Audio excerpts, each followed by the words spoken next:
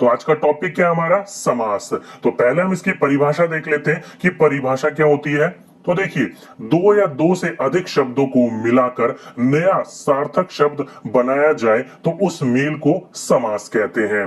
तो दो या दो से अधिक शब्दों को मिलाकर जब आपका नया सार्थक शब्द को पर आपका बनाया जाता है, निर्माण किया जाता है, तो उसको क्या कहा जाता है? समास कहता है। उदाहरण के रूप पर जैसे के लिए देश के लिए भक्ति, तो क्या कहेंगे उसको? देशभक्ति। या फिर मृत्यु का दंड, तो क्या कहेंगे उसे? मृत्यु दंड। तो देख लो, देश के लिए भक्ति, दो या दो से अधिक शब्दों को हमने क्या करा? मिलाकर एक नया शब्द बनाया जो कि सार्थक रूप से जिसकी एक मीनिंग निकल रहा है, जो कि क्या है? देशभक्ति। जिसको क्या कह सकते हो? देश के लिए है भक्ति, जिसमें वो क्या कहलाएगा? देशभक्त कहलाएगा, देशभक्ति कहलाएगी। ओके, तो ये थी आपकी एक परिभाषा जेन्युइन। अगर आपसे पूछा जाए कि समास के कितने भेद होते हैं, कितने प्रकार होते हैं, तो समास के 6 प्रकार होते हैं। कौन कौन से? अव्ययी भाव समास, तत्पुरुष समास, कर्मधारक समास, द्विगु समास, द्वंद्व समास और बहुव्रीहि समास। जो कि आपका क्वेश्चन पुटअप जो होता है वो इन्हीं 6 में से होता है आपको। ओके, और इन्हीं 6 को मैं आपको ट्रिक के माध्यम से समझाने की कोशिश करूंगा। तो चलिए शुरू करते हैं। तो पहला है आपका अव्ययभाव समास। अब ये क्या होता है? तो जिस समास का पहला पद अव्यव तथा प्रधान हो उसे क्या कहेंगे? अव्ययी भाव समास कहेंगे। यानी कि आपका पहला पद क्या होगा? प्रधान होगा, तो उसको क्या कहेंगे? अव्ययी भाव समास। ये तो हो गया आपकी परिभाषा शाब्दिक रूप में। चलिए ट्रिक के माध्यम से समझने की कोशिश करते हैं। पहला पद क्या होता है आपका? प्रधान होता है, मतलब पहला पद क्या होगा आपका? छोटा होगा। उदाहरण के तौर पर जैसे कि आ जन्म, आ प्लस जन्म, तो पहला पद देख रहे हो आप क्या है? छोटा है, आ है। या फिर दूसरा आ मरण, तो देख सकते हो आ जमा मरण, आ पहला पद क्या है? छोटा है।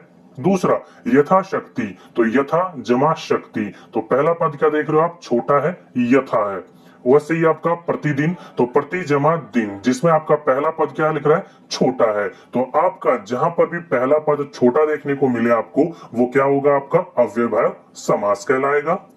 और उसी के साथ में एक नोट करने की बात है, ध्यान रखिएगा, नोट करके लिख रखा मैंने आपके लिए कि एक ही शब्द कई बार आए, मतलब पुनरुक्त हो जाए, तो वो भी आपका क्या कहलाएगा? अव्ययभाव समास कहलाएगा। एग्जाम्पल के रूप पर हाथों हाथ, तो इसका क्या होगा? हाथ जमा हाथ। रातों रात, रात जमा रात। दिनों दिन, दिन जमा दिन। तो जहां पर आपके शब्द रिपीट हो रहे हो, जैसे हाथों हाथ, रातों रात, दिनों दिन, इस प्रकार के शब्द, एक ही शब्द बार बार रिपीट हो रहे हैं, तो वो भी आपका किस प्रकार का समास होगा? अव्ययभाव समास होगा। दूसरा आपका तत्पुरुष समास। शाब्दिक अर्थ में क्या बोलते हैं इसे? कि जिस समास का दूसरा पद प्रधान हो तथा दोनों पद के बीच का कारक चिन्ह लुप्त हो, उसे तत्पुरुष समास कहेंगे। तो ध्यान रखिएगा, यहाँ पर क्या बोल रखा है? दूसरा पद आपका प्रधान होगा और उन दोनों के बीच में जो चिन्ह आएगा, जो आपका निशान आएगा, वो कारक क्या होगा? लुप्त होगा। अब यहाँ पर ट्रिक कैसे समझने की कोशिश करेंगे, तो दूसरा जो पद होगा आपका, वो कैसा होगा? आपका छोटा होगा। एग्जाम्पल के रूप में समझने की कोशिश करते हैं, जैसे कि यश प्राप्त, तो इसको क्या कह सकते हो आप? यश को प्राप्त। तो यहाँ पर देखो, को आपका लुप्त हो रखा है। क्या बोला था मैंने आपको? कारक चिन्ह जिसका लुप्त हो रखा है। तो यश प्राप्त क्या होता है? यश को प्राप्त, तो को यहाँ पर लुप्त था। दूसरा विद्यालय, विद्या के लिए आलय या विद्या के लिए घर, तो यहाँ पर क्या था? के लिए आपका लुप्त हो रखा था। या फिर राजकुमार, राजा का कुमार, मतलब राजा का बेटा, तो का क्या था यहाँ पर? आपका लुप्त था। तो जहां पर आपका कारक चिन्ह लुप्त हो, वो क्या कहलाएगा? आपका तत्पुरुष समास कहलाएगा। और तत्पुरुष समास के कितने भेद होते हैं? तो तत्पुरुष समास के 6 भेद होते हैं। कौन कौन से? ध्यान रखिएगा, समास के भी 6 भेद होते हैं और तत्पुरुष समास के भी 6 भेद होते हैं। कौन कौन से? चलिए एक एक करके सबको समझाने की कोशिश करता हूं मैं आपको। पहला आपका कर्म तत्पुरुष, जो कि क्या होता है? आपको देखिए, याद करने की जो ट्रिक है वो मैं आपको बताऊंगा कि आपका जो कर्म तत्पुरुष होगा उसमें को का लोप होगा। तो जहां पर आपका को का लोप हो, वो क्या कहलाएगा? आपका कर्म तत्पुरुष कहलाएगा। फॉर एग्जाम्पल, जैसे कि मैंने आपको बताया था यश प्राप्त, तो किसको प्राप्त था? यश को प्राप्त था, तो वो भी तत्पुरुष समास में आपका कर्म तत्पुरुष का एग्जाम्पल था। ओके, वैसे ही दूसरा कर्ण तत्पुरुष, जिसमें आपका से या के द्वारा का लोप होगा। जैसे कि आपका भयभीत। भयभीत क्या होगा अगर आप इसको खोलोगे तो भय से भीत, क्या हो रहा है आपका से लुप्त तो था यहाँ पर। अगर आप इसी को चेंज करोगे भय को भीत, तो भय को भीत जमा सही वर्ड बना नहीं, भय से भीत यानी कि डर के मारे वो क्या कर रहा था, वो आपका घबरा रहा था। इसलिए जो आपका लुप्त होगा, जो आपका वहां पर चिन्ह लुप्त होगा उसी में वो फिट होगा, किसी और में आप फिट करके बैठा के देख लो इसको, आप नहीं बिठा सकते। वहां पर 4 ऑप्शन होंगे, चारों ऑप्शन के आपके जो लुप्त होंगे वो आप एक बार बिठा के देख लीजिएगा। ओके, अगला देख लेते हैं तुलसी कृत। अब इसमें क्या होगा, तुलसी द्वारा कृत या तुलसी के द्वारा कृत।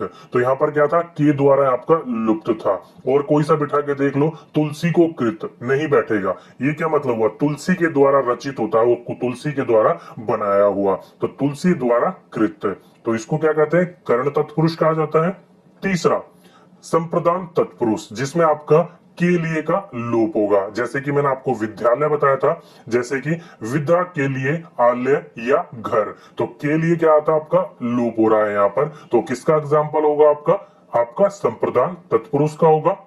चौथा अपदान तत्पुरुष, जिसमें आपका से यानी कि अलग होने का लोप होगा, जैसे कि धनहीन, जैसे धन से हीन, मतलब धन के से क्या हो गया, वो हीन हो गया, विलुप्त हो गया। तो यहाँ पर क्या था, और किसी चीज को बिठा कर देख लो, जैसे धन के लिए हीन नहीं हो जाएगा, धन के लिए नहीं, धन से हीन होता है, धन को हीन लगा लो, धन से हीन लगा लो, या फिर किसी और तरीके से लगाने की कोशिश करो, आपका नहीं होगा। से आपका देखो यहाँ पर भी आता है, अपादान में भी और कर्ण में भी आता है, लेकिन यहाँ पर जो होगा अपादान में अलग होना होगा, जैसे धन से हीन हो गया मतलब धन से अलग हो गया।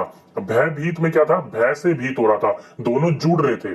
जहां पर आपके अलगाव आ रहा हो, अलग हो रहा हो, वो आपका अप्रधान तत्पुरुष में आएगा, और जो आपका अलग ना हो रहा होगा वो आपका कर्ण तत्पुरुष में आएगा। ये समझने की कोशिश कीजिएगा। ओके, नेक्स्ट है आपका संबंध तत्पुरुष, जिसमें आपका का, के और की का लोप होगा। एग्जाम्पल के तौर पर जैसे कि देशवासी, तो देश का वासी, या फिर घुड़ दौड़, घोड़े की दौड़, तो देख सकते हो का और की का लोप था, तो क्या कहलाएगा, आपका संबंध तत्पुरुष कहलाएगा। नेक्स्ट है आपका अधिकरण तत्पुरुष, जिसमें आपका में या फिर पर का लोप होगा, जैसे कि लोकप्रिय, लोक में प्रिय, या घुड़सवार, घुड़ पर सवार, तो देख सकते हो में और पर का लोप हो रहा हो, जहां पर आपका इस चीज का लोप हो वो क्या कहलाएगा, अधिकरण तत्पुरुष कहलाएगा। तो ये 6 आपके तत्पुरुष समास के उदाहरण थे, उनके भेद थे। चलिए आगे चलते हैं अपने समास में। तो तीसरा क्या होगा आपका, नेक्स्ट है आपका कर्मधारक समास।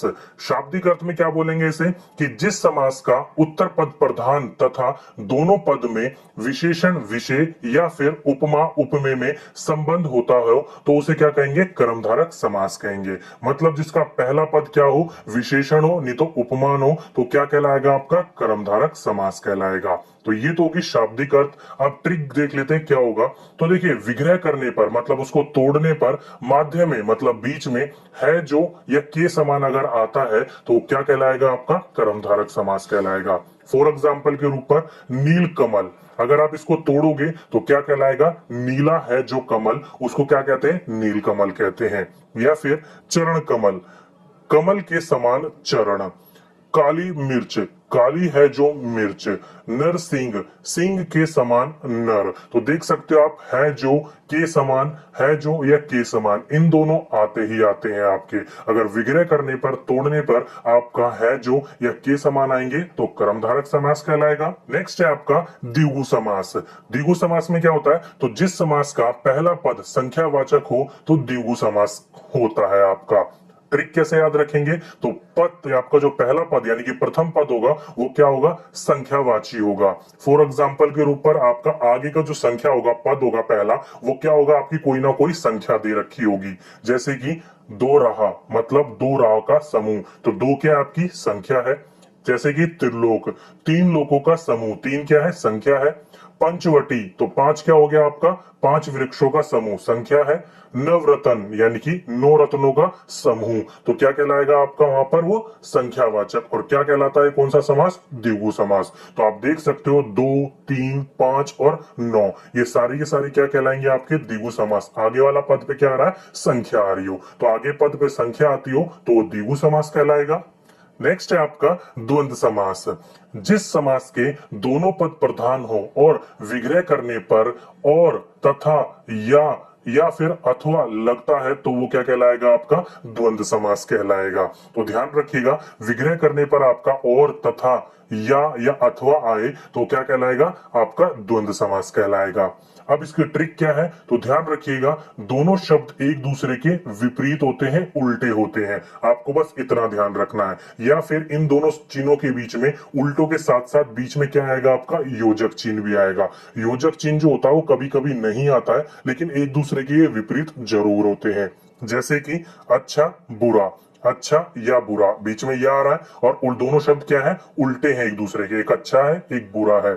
ऊंचा या नीचा, देश विदेश, दिन या रात, धर्म या अधर्म, तो देख सकते हो आपके शब्द क्या होंगे, एक दूसरे के विपरीत है, एक दूसरे के उल्टे हैं। तो जब उल्टे होंगे तो क्या कहलाएगा आपका द्वंद्व समास कहलाएगा। नेक्स्ट है आपका बहुव्रीहि समास। अब ये क्या है, शाब्दिक अर्थ समझते हैं। जिस समास का कोई भी पद प्रधान ना हो और दोनों पद मिलकर किसी तीसरे पद की ओर संकेत करते हैं तो क्या कहलाएगा आपका बहुव्रीहि समास कहलाएगा। ध्यान रखिएगा इसका कोई भी पद प्रधान नहीं होता है, किसी दूसरे पद की ओर, किसी दूसरे शब्द की ओर क्या कहलाता है, ये इशारा करता है, संकेत करता है। अब यहाँ ट्रिक क्या है, तो ध्यान रखिएगा विग्रह करने पर तीसरा अर्थ निकलता है इसका, मतलब तोड़ोगे तो इसका तीसरा मतलब निकलेगा। जैसे कि दशानन मतलब 10 मुख है जिसके, कौन है, रावण है। नेक्स्ट है आपका पीतांबर, पीला अंबर है जिसका, कौन है जिसका पीला अंबर है, तो किशन जी है। चतुर्मुख, चार मुख है जिसके, कौन किसके हैं चार मुख, ब्रह्मा जी के।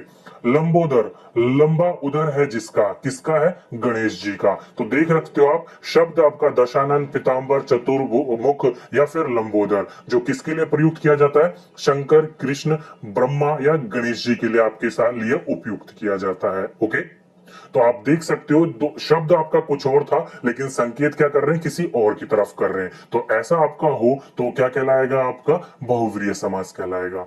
अब यहाँ समझने की बात यहाँ पर ये है, कई कई जगह पर आपको एक एग्जाम्पल दे दिया जाएगा और वहां पर आपका बहुव्रीहि समास भी होगा और वहां पर आपका क्रमधारक समास भी होगा। एग्जाम्पल के रूप पर नीलकंठ, तो नीलकंठ जो है आपका वो बहुव्रीहि समास भी है और वो कर्मधारक भी समास है। तो वहां पर आप आंसर किसको प्रेफर करोगे, तो ध्यान रखिएगा नीला है कंठ जिसका, मतलब शंकर भगवान क्या कर रहे हैं, किसी और की ओर संकेत कर रहे हैं, तीसरे शब्द की ओर, तो हम उसको बहुव्रीहि समास मानेंगे। ओके, तो ध्यान रखिएगा इन बातों को कि एक ही शब्द का आपको दो आपके समास भी हो जाते हैं। जैसे ये एग्जांपल रूप में मैंने आपको बताया तो वो आपका बहुव्रीहि समास होगा, बस इन दोनों में ही होता है, बाकी किसी में नहीं होगा। ओके, तो अगर ऐसा हो तो हमेशा हम प्रेफर करेंगे बहुव्रीहि समास का, क्योंकि सबसे बड़ा समास और सबसे इंपॉर्टेंट समास माना जाता है इसको। ओके, तो ये 6 इंपॉर्टेंट समास थे आज हमारी क्लास में, जो कि अच्छी तरीके से ट्रिक के माध्यम से मैं आपको समझाने की कोशिश करी है। तो आज का जो हमारा टॉपिक है वो हमारा आज का टॉपिक है काल। तो आज अपना लिख लीजिए टॉपिक काल। अब ये काल होता क्या है, तो सरल शाब्दिक की बात करी जाए जो कि आज तक हम पढ़ते जा रहे हैं कि बचपन में हमने बहुत पढ़ा है कि क्रिया के जिस रूप से उसके घटित होने के समय का बोध हो, अर्थात यह पता चले कि क्रिया अभी हो रही है, हो चुकी है या होगी, उसे क्या कहते हैं, काल कहते हैं। सरल शाब्दिक शब्द में कहने की कोशिश करूं मैं आपको कि देखो कोई भी काम जिसका होने का पता हो चल रहा हो, जैसे कि वो अभी हो रही है या हो चुकी है या फिर अभी होगी, तो उसी को क्या कहा जाता है, काल कहते हैं। ओके, अगर आपसे पूछा जाए कि काल के कितने भेद होते हैं, तो काल के 3 भेद होते हैं। कौन कौन से, तो भूतकाल, वर्तमान काल और भविष्य काल, ये 3 काल होते हैं। इन्हीं के बारे में आपसे क्वेश्चंस बार बार पुट अप करते रहते हैं। आपको एक शब्द दे दिया जाएगा, एक वाक्य दे दिया जाएगा और आपसे पूछा जाएगा कि इस वाक्य में किस काल का उपयोग किया गया है। ओके, तो आज तीनों को हम अच्छे से समझाते हुए मैं आपको चलूंगा। तो चलिए सबसे पहले हम बात कर लेते हैं किसकी, कर लेते हैं पहले भूतकाल की। अब ये भूतकाल क्या होता है, तो देखो शाब्दिक शब्द की बात करी जाए तो क्रिया के जिस रूप से उसकी बीते हुए समय में होने का बोध हो उसे भूतकाल कहते हैं। मतलब कि आपकी जो भी क्रिया, जो भी काम है, जो बीते समय में होने का बोध कराती हो, जो हो चुका हो काम, ओके, बीते समय में हो चुका हो काम, उसे क्या कहा जाता है, भूतकाल कहा जाता है। जैसे कि बोल सकते हो कि आपने अभी 5 मिनट पहले कौन सा काम करके खत्म कर दिया, या 1 घंटे पहले, या 1 दिन पहले, जो भी काम आ जाते हैं वो सारे के सारे भूतकाल में आ जाते हैं। ओके, जैसे कि आपने उदाहरण के रूप में समझाने की कोशिश करता हूं कि पिताजी बाजार गए थे। पिताजी क्या थे, बाजार गए थे, वहां से सामान खरीद के वापस भी आ गए। तो पिताजी कहाँ गए थे, बाजार गए थे। ओके, या फिर दूसरा, मैंने खाना खा लिया। खाना क्या कर लिया हमने, वो खा लिया। कब खाया था, मतलब अभी से पहले खा चुके हैं, पेट भरा हुआ है, हम खाने की जो क्रिया थी वो समाप्त हो चुकी है। और जो कार्य समाप्त हो चुका होता है वो कहाँ चला जाता है, वो भूतकाल में चला जाता है। ओके, अब भूतकाल के कुछ भेद भी होते हैं। पूछे जाए कितने भेद होते हैं, तो ध्यान रखिएगा 6 भेद होते हैं। कौन कौन से, तो ये 6 भेद है। पहला सामान्य भूत, दूसरा आसान भूत, तीसरा अपूर्ण, चौथा पूर्ण, पांचवा संदिग्ध भूत, या फिर छठा हेतु हेतुमत भूत। तो ये 6 प्रकार के भूतकाल होते हैं। 6 के 6 आपको अच्छे तरीके से समझाऊंगा, कहीं पर भी कोई भी कंफ्यूजन नहीं रहेगी आपकी। ओके, तो चलिए सीरियल वाइज शुरू करते हैं। पहला सामान्य भूतकाल। अब ये होता क्या है, तो शाब्दिक अर्थ की बात करी जाए तो क्रिया के जिस रूप से बीते हुए समय में होने का बोध हो उसे क्या कहा जाता है, सामान्य भूत कहते हैं। जैसे कि मैंने आपको बोलता हूं सामान्य मतलब सारी चीज बिल्कुल नॉर्मल, एकदम सही चीज सामान्य रूप से। ओके, उसी प्रकार से सामान्य भूत भी वही होता है। जैसे कि आपका फॉर एग्जांपल के रूप में राखी ने चित्र बनाया। क्या है, आपका चित्र बना चुकी है, और बनाई हुई चीज कहाँ चली जाती है, काम को खत्म करने वाली चीज कहाँ चली जाती है, भूतकाल में। और वो भी कौन से भूत में, देखो कि राखी ने चित्र बनाया या फिर सुधा सो गई, दोनों काम हो चुके हैं। और कैसे है, बिल्कुल अभी अभी तुरंत हुए ही हैं। तो कहाँ चले गए वो आपके, वो सामान्य भूत में चले गए, नॉर्मल में चले गए। ओके, तो जो काम अभी होने का पता लग रहा हो, जैसे कि राखी ने चित्र बनाया, काम हो चुका है, सामान्य भूत में चला गया। या फिर सुधा सो गई, कैसा पता लग रहा है, बिल्कुल अभी, तो सामान्य भूत का पता लग रहा है यहां से। ओके, दूसरा आसान भूत। अब ये होता क्या है, तो देखिए जब क्रिया कुछ समय पहले ही पूर्ण हुई हो उसे आसान भूत कहते हैं। जैसे कि नीरा ने पाठ पढ़ लिया है। अब देखो अभी मैंने आपको किसी को कार्य करने के लिए दिया आपने, और कार्य करने के बाद तुरंत उसने करके आपको बोला हो गया, तो वो क्या क्रिया कहलाती है, वो आपकी आसान भूत में आएगी। जैसे कि नीरा जो थी उसने पाठ पढ़ लिया, या फिर हिमांशु सोकर उठ गया। सोया था, अब वो क्या कर गया, सोकर उठ गया। बिल्कुल अभी अभी क्रिया खत्म हुई है, बिल्कुल नजदीक है, एकदम टू द पॉइंट है, लाइन पर है।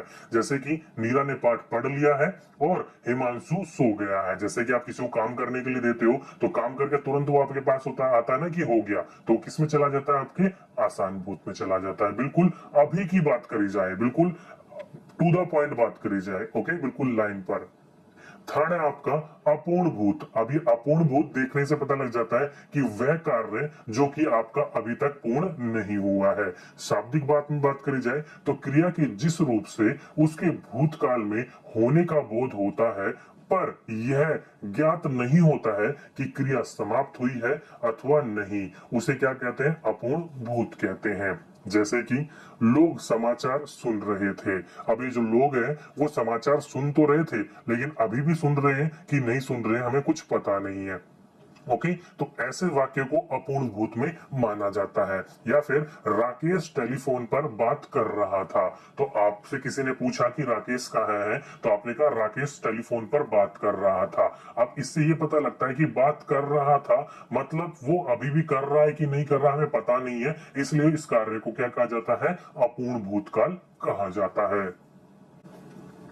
नेक्स्ट है पूर्ण भूतकाल। अब ये क्या होता है, तो देखो अपूर्ण से पता लग जाता है कि वो कार्य नहीं हुआ है, और पूर्ण से पता लगता है कि जो कार्य रखा गया था भूतकाल में वो हो चुका है। जैसे कि जब क्रिया भूतकाल में पूरी हो चुकी हो उसे क्या कहते हैं, भूतकाल या फिर पूर्ण भूत कहते हैं। जैसे कि महिमा खाना बना चुकी थी, क्या कर चुकी थी, खाना बना चुकी थी।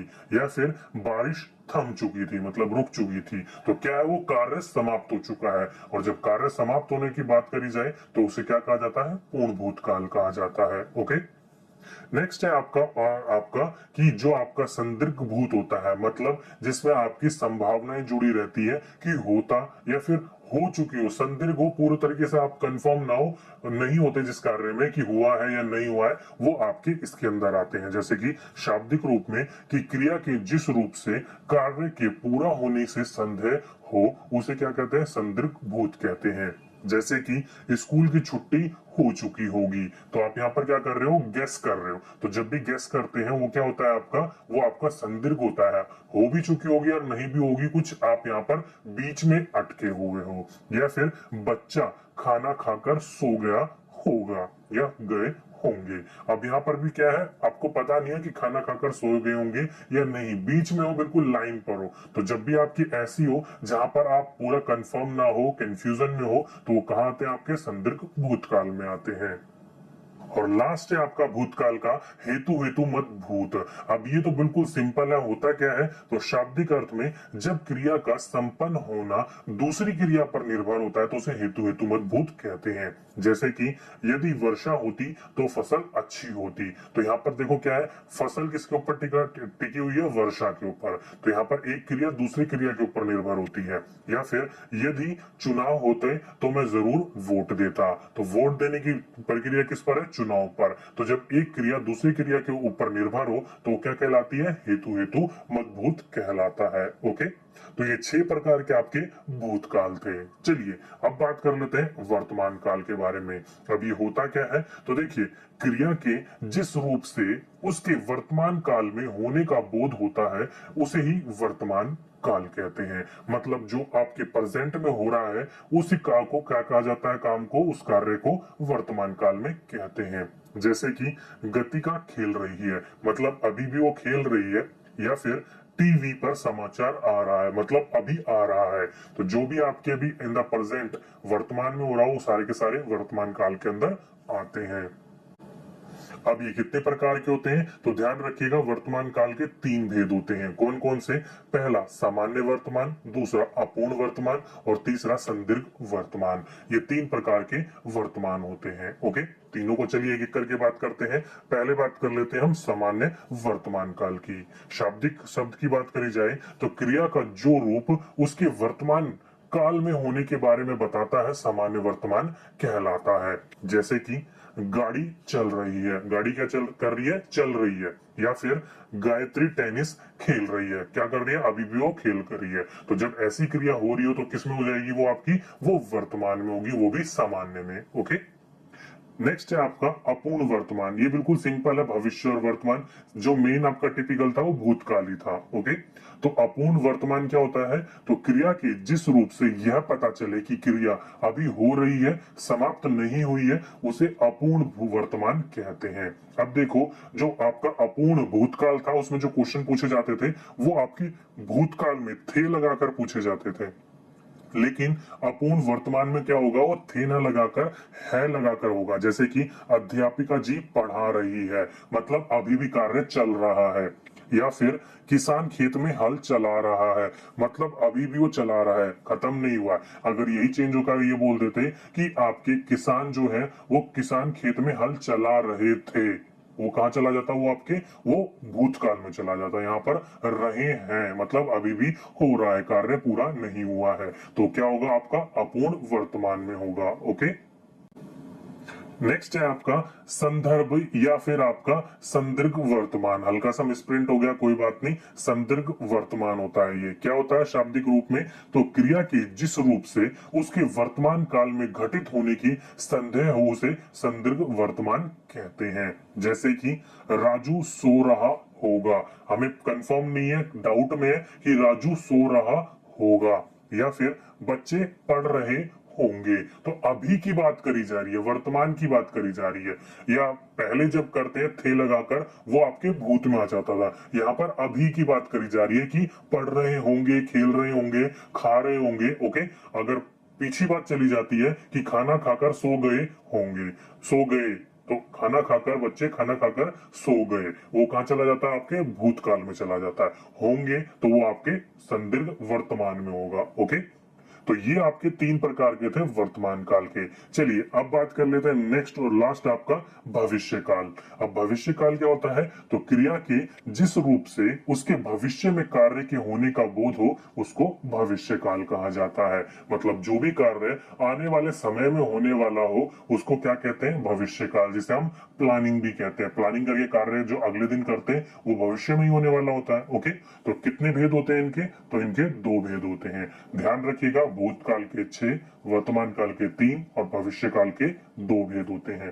कौन कौन से, सामान्य भविष्य और संभाव्य भविष्य। चलिए पहले बात कर लेते हैं सामान्य भविष्य की। तो शाब्दिक शब्द में क्रिया को जो रूप उसके भविष्य में होने का बोध कराए उसे सामान्य भविष्य कहते हैं। जैसे कि कल धूप निकलेगी, मतलब कल जो है वो धूप, जैसे कि आज मौसम गड़बड़ा सा रहा है तो बोल सकते हो, आप गेस कर सकते हो कि कल धूप निकलेगी। तो कहाँ की बात करी जा रही है, भविष्य की। ओके, नेक्स्ट है कल हम पुस्तक मेला देखने जाएंगे, मतलब कल जाएंगे, हो सकता है, आपका प्लानिंग चल रही है, तो कहाँ आएगा, आपका सामान्य भविष्य में आएगा। ये वैसे ही आपका संभाव्य भविष्य है। ये क्या होता है, तो शाब्दिक शब्द में क्रिया के जिस रूप से उसके आने वाले समय में होने की संभावना हो उसे संभाव्य भविष्य कहते हैं। जैसे कि शायद हम मैच जीत जाएं, मैच चल रहा है, 50-50 चांस है, वो भी जीत सकते हैं हम भी जीत सकते हैं, तो आपने वहां क्या बोल दिया, पहली भविष्यवाणी कर दी कि शायद हम मैच जीत जाएं, तो वहां पर शायद लगा दिया, तो मतलब है आपका कि आप क्या हो, कंफर्म नहीं हो। या फिर संभव है या संभावना है कि वर्षा हो, मतलब आपने भविष्यवाणी करी कि संभावना है, तो शायद संभावना लगाकर जो शब्द पूछे जाते हैं वो संभाव्य भविष्य के अंदर आते हैं। ओके, तो ये था आपके पूरे के पूरे भूतकाल, वर्तमान काल और भविष्य काल के टॉपिक जहां से आपके क्वेश्चंस पूछे जाते हैं। तो आज का जो हमारा टॉपिक है वो आज का हमारा टॉपिक है अलंकार। तो देखो पहला क्वेश्चन आपका यही बनता है कि अलंकार का शाब्दिक अर्थ क्या है। काफी बार क्वेश्चन पूछ लिया जाता है कि अलंकार का शाब्दिक अर्थ होता क्या है। तो अलंकार का अर्थ होता है आपका आभूषण या फिर गहना, उसी को क्या कहा जाता है, शाब्दिक अर्थ के रूप में अलंकार को। क्यों, क्योंकि देखो कविता की शोभा बढ़ाने वाले तत्व को अलंकार कहते हैं। अब देखो शोभा बढ़ाने के लिए क्या पहनती है महिलाएं, गहने पहनती है, या फिर पुरुष वो भी गहने पहनते, चाहे अंगूठी हो, चैन हो, या फिर आजकल एक कान में छल्ले भी पहनते हैं, जैसे कि काफी व्यक्ति पहनते आपने देखा भी होगा। तो कविता की शोभा बढ़ाने के लिए या फिर व्यक्तियों की शोभा बढ़ाने के लिए हम क्या ग्रहण करते हैं, आभूषण। तो उसी प्रकार से कविता की शोभा जो बढ़ाता है उसको क्या कहा जाता है, अलंकार, इसलिए इसको आभूषण या फिर गहना भी कह दिया जाता है। अगर आपसे पूछे कि अलंकार के कितने भेद होते हैं, तो अब तक आपने दो भेद पढ़े होंगे, एक शब्द अलंकार, एक अर्थ अलंकार। उसके साथ साथ में एक आपका उभय अलंकार भी होता है। वो क्या होता है मैं आपको अच्छे से एक्सप्लेन करूंगा, टेंशन मत लीजिएगा। छोटा सा एक अलंकार है, अगर क्वेश्चन पुटअप भी होगा ना आपका तो वहां पर देखते या पहचान लोगे कि कौन सा अलंकार है। ओके, चलिए पहले बात कर लेते हैं हम शब्द अलंकार की, आखिर ये होता क्या है। देखो जहां कविता में शब्द के माध्यम से चमत्कार हो, किस चीज के माध्यम से, शब्द के माध्यम से चमत्कार होता है, तब उसको क्या कहा जाता है, शब्द अलंकार कहा जाता है। या फिर किसी कविता में अर्थ के माध्यम से चमत्कार हो तो क्या कहा जाएगा, अर्थालंकार कहा जाएगा। और वहीं पर भी जहां पर आपके कविता में अर्थ और शब्द यानी कि शब्द जमा अर्थ दोनों से चमत्कार हो, दोनों के माध्यम से आप में उसमें विभक्ति देखने को मिले, चमत्कार देखने को मिले, तो वो क्या कहलाता है, आपका उभय अलंकार कहता है। ओके, तो तीनों के तीनों शाब्दिक अर्थ आपको पता चल गए। अब बात कर लेते हैं इसके बारे में कि हम कैसे इसको ट्रिक से पढ़ेंगे। तो शब्द अलंकार के प्रकार कौन कौन से होते हैं, तो हम ये 5 पढ़ेंगे जो कि आपने सुने भी होंगे। अनुप्रास अलंकार, यमक अलंकार, श्लेष अलंकार, पुनरोक्ति अलंकार और वक्रोक्ति अलंकार। इन 5 अलंकार के पढ़ेंगे और ज्यादातर आपको जो ध्यान देना है वो शुरू के 3 वाले पे देना है, जो कि आपका अनुप्रास, यमक और श्लेष, क्योंकि इन तीनों से क्वेश्चंस आपके ज्यादातर पूछे जाते हैं। बाकी दोनों पे भी ध्यान देना है लेकिन उन 3 के ऊपर ज्यादा देना है। ओके, तो पहले बात कर लेते हैं हम अनुप्रास अलंकार की। तो देखो अनुप्रास का मतलब होता क्या है, दो शब्दों से मिलकर बना है, एक तो अनु और एक प्रास। अब ये दोनों का मतलब क्या है, तो देखो अनु का मतलब होता है आपकी नकल और प्रास का मतलब होता है आपका वर्ण। तो इन दोनों चीज से मिलकर आपका अनुप्रास अलंकार बना है। मतलब जहां वाक्य में एक ही वर्ण की आवृत्ति, क्या बोल रखा, एक ही वर्ण की आवृत्ति बार बार हो, वहां अनुप्रास अलंकार होता है। यानी कि फॉर एग्जाम्पल के रूप में आप देखिए, जैसे कि आपने बोल रखा है रघुपति राघव राजा राम, तो यहां पर देखिए किस चीज की आवृत्ति बार बार हो रही है, वो हो रही है रा रा रा और रा। देख रहे हो सब में आपका रा आ रखा है, यानी कि हर शब्द में किसी एक शब्द का, यानी कि पूरे के पूरे वाक्य में किसी एक शब्द का बार बार आपका रिपीटेशन हो, चाहे वो रा हो, का हो, खा हो, तो वो किस में आएगा, आपका अनुप्रास अलंकार में आएगा। इसकी ये ट्रिक है, आपको कुछ समझने की, कुछ शाब्दिक अर्थ याद करने की जरूरत नहीं है, बस इतना ध्यान रखिएगा कि अनुप्रास अलंकार में किसी एक शब्द की बार बार आपका रिपीटेशन आपको देखने को मिल जाएगा। या फिर देखिए चरु चंद की चंचल किरणें, अब देखिए चा चा चा हमेशा अब रिपीट हो रहा है, चरु चंद की चंचल किरणें। तो कोई सा भी शब्द हो ऐसा आपका बार बार जब रिपीट होता है, उसको क्या कहा जाता है, अनुप्रास अलंकार कहा जाता है। नेक्स्ट है आपका यमक अलंकार। अब ये यमक का मतलब क्या होता है, तो यमक का मतलब होता है आपका युग्म या फिर जोड़ा, यानी कि जुड़ा हुआ, जिसको शाब्दिक अर्थ में आप बोल सकते हो जहां काव्य में एक शब्द दो या दो से अधिक बार आए किंतु अर्थ क्या उनका अलग अलग हो, तो क्या कहलाता है, आपका यमक अलंकार कहलाता है। तो आपके शब्द में कभी भी आपके दो ऐसे हो या फिर दो से अधिक शब्द ऐसे हो जो आपके एक वाक्य में बार बार रिपीट हो रहे हो, लेकिन दोनों का अर्थ क्या हो, अलग अलग हो, तो उसको क्या कहेंगे, यमक अलंकार कहेंगे। जैसे कि पहला सजना है मुझे सजना के लिए, आप देखो यहाँ पर सजना सजना दो बार आ रहा है, लेकिन एक सजना का मतलब होता है आपका सिंगार, कि सजना है, सजना किस लिए, सिंगार से सजना है, लेकिन किसके लिए, मुझे सजना के लिए। मुझे सजना मतलब मेरे प्रियतम, यानी कि उनके जो भी हस्बैंड है, जो भी है आपके, वो उनके लिए सजना है। तो सजना है मुझे सजना के लिए, एक ही सजना सजना रिपीट हो रहा है, लेकिन एक सजना का मतलब है आपका श्रृंगार से और दूसरा आपका प्रियतम से।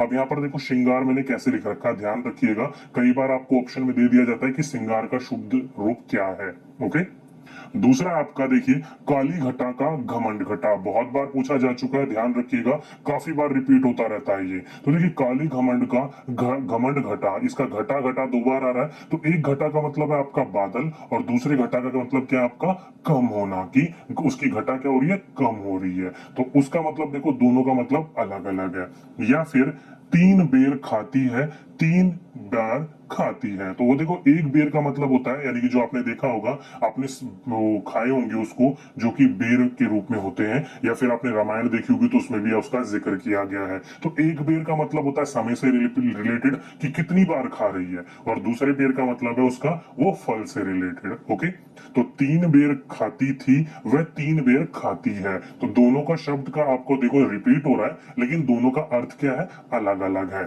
तो इसकी ट्रिक यही है आपकी, कि जब भी आपको एक वाक्य के अंदर एक शब्द रिपीट मिल जाए, दो या फिर दो से अधिक बार मिल जाए, तो वो क्या कहलाएगा, आपका यमक अलंकार कहलाएगा। ओके, नेक्स्ट और लास्ट इंपॉर्टेंट है आपका सबसे ज्यादा श्लेष अलंकार। अब श्लेष का मतलब क्या होता है, तो चिपका हुआ होता है। ओके, शाब्दिक अर्थ की बात करी जाए तो जहां कविता में एक शब्द में अनेक अर्थ जुड़े हो, वह श्लेष अलंकार कहलाता है। मतलब एक ही शब्द आपका क्या हो तो एक शब्द के रूप में, लेकिन उसके मीनिंग क्या हो, काफी अलग अलग हो।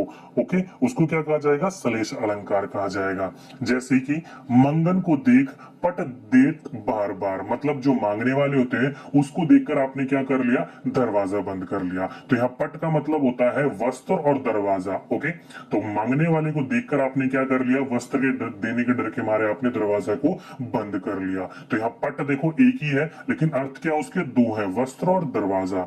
वैसे ही नेक्स्ट आपका, हे प्रभु हमें दो जीवन दान। अभी जीवन का अर्थ दो होता है, एक तो पानी और एक उम्र। क्यों, क्योंकि देखो हे प्रभु हमें जीवन दान दो, या फिर हमें दो जीवन दान, इसका तात्पर्य जीवन से यही है। एक तो आपको पता चल जाएगा उम्र उनको चाहिए, लेकिन जब आप इस या कोई ऐसा व्यक्ति स्थिति में है जो ऐसे बोल रहा है, मतलब वो वहां पर क्या है, ऐसी स्थिति में किसी चीज के लिए वो तड़प रहा है, चाहे वो प्यासा पानी के लिए हो, भूखा भूख के लिए हो, तो वहां पर आपको वो दो चीज मांग रहा तरह, एक तो जो जिस चीज के लिए वो तड़प रहा है और साथ ही साथ में अपने जीवन के लिए भी। ओके, तो जीवन का अर्थ यहाँ पर आ गया एक तो पानी और एक उम्र। यहाँ पर देख सकते हो एक वाक्य के अर्थ क्या निकल रहे हैं, दो निकल रहे हैं। यही आपकी ट्रिक है। अब लेकिन यही बच्चे समझेंगे कि सर हमें हिंदी की इतनी जानकारी तो है नहीं कि हम अर्थ के दो मतलब निकाल सकें। तो आपको अर्थ के दो मतलब कोई निकालने की जरूरत नहीं है।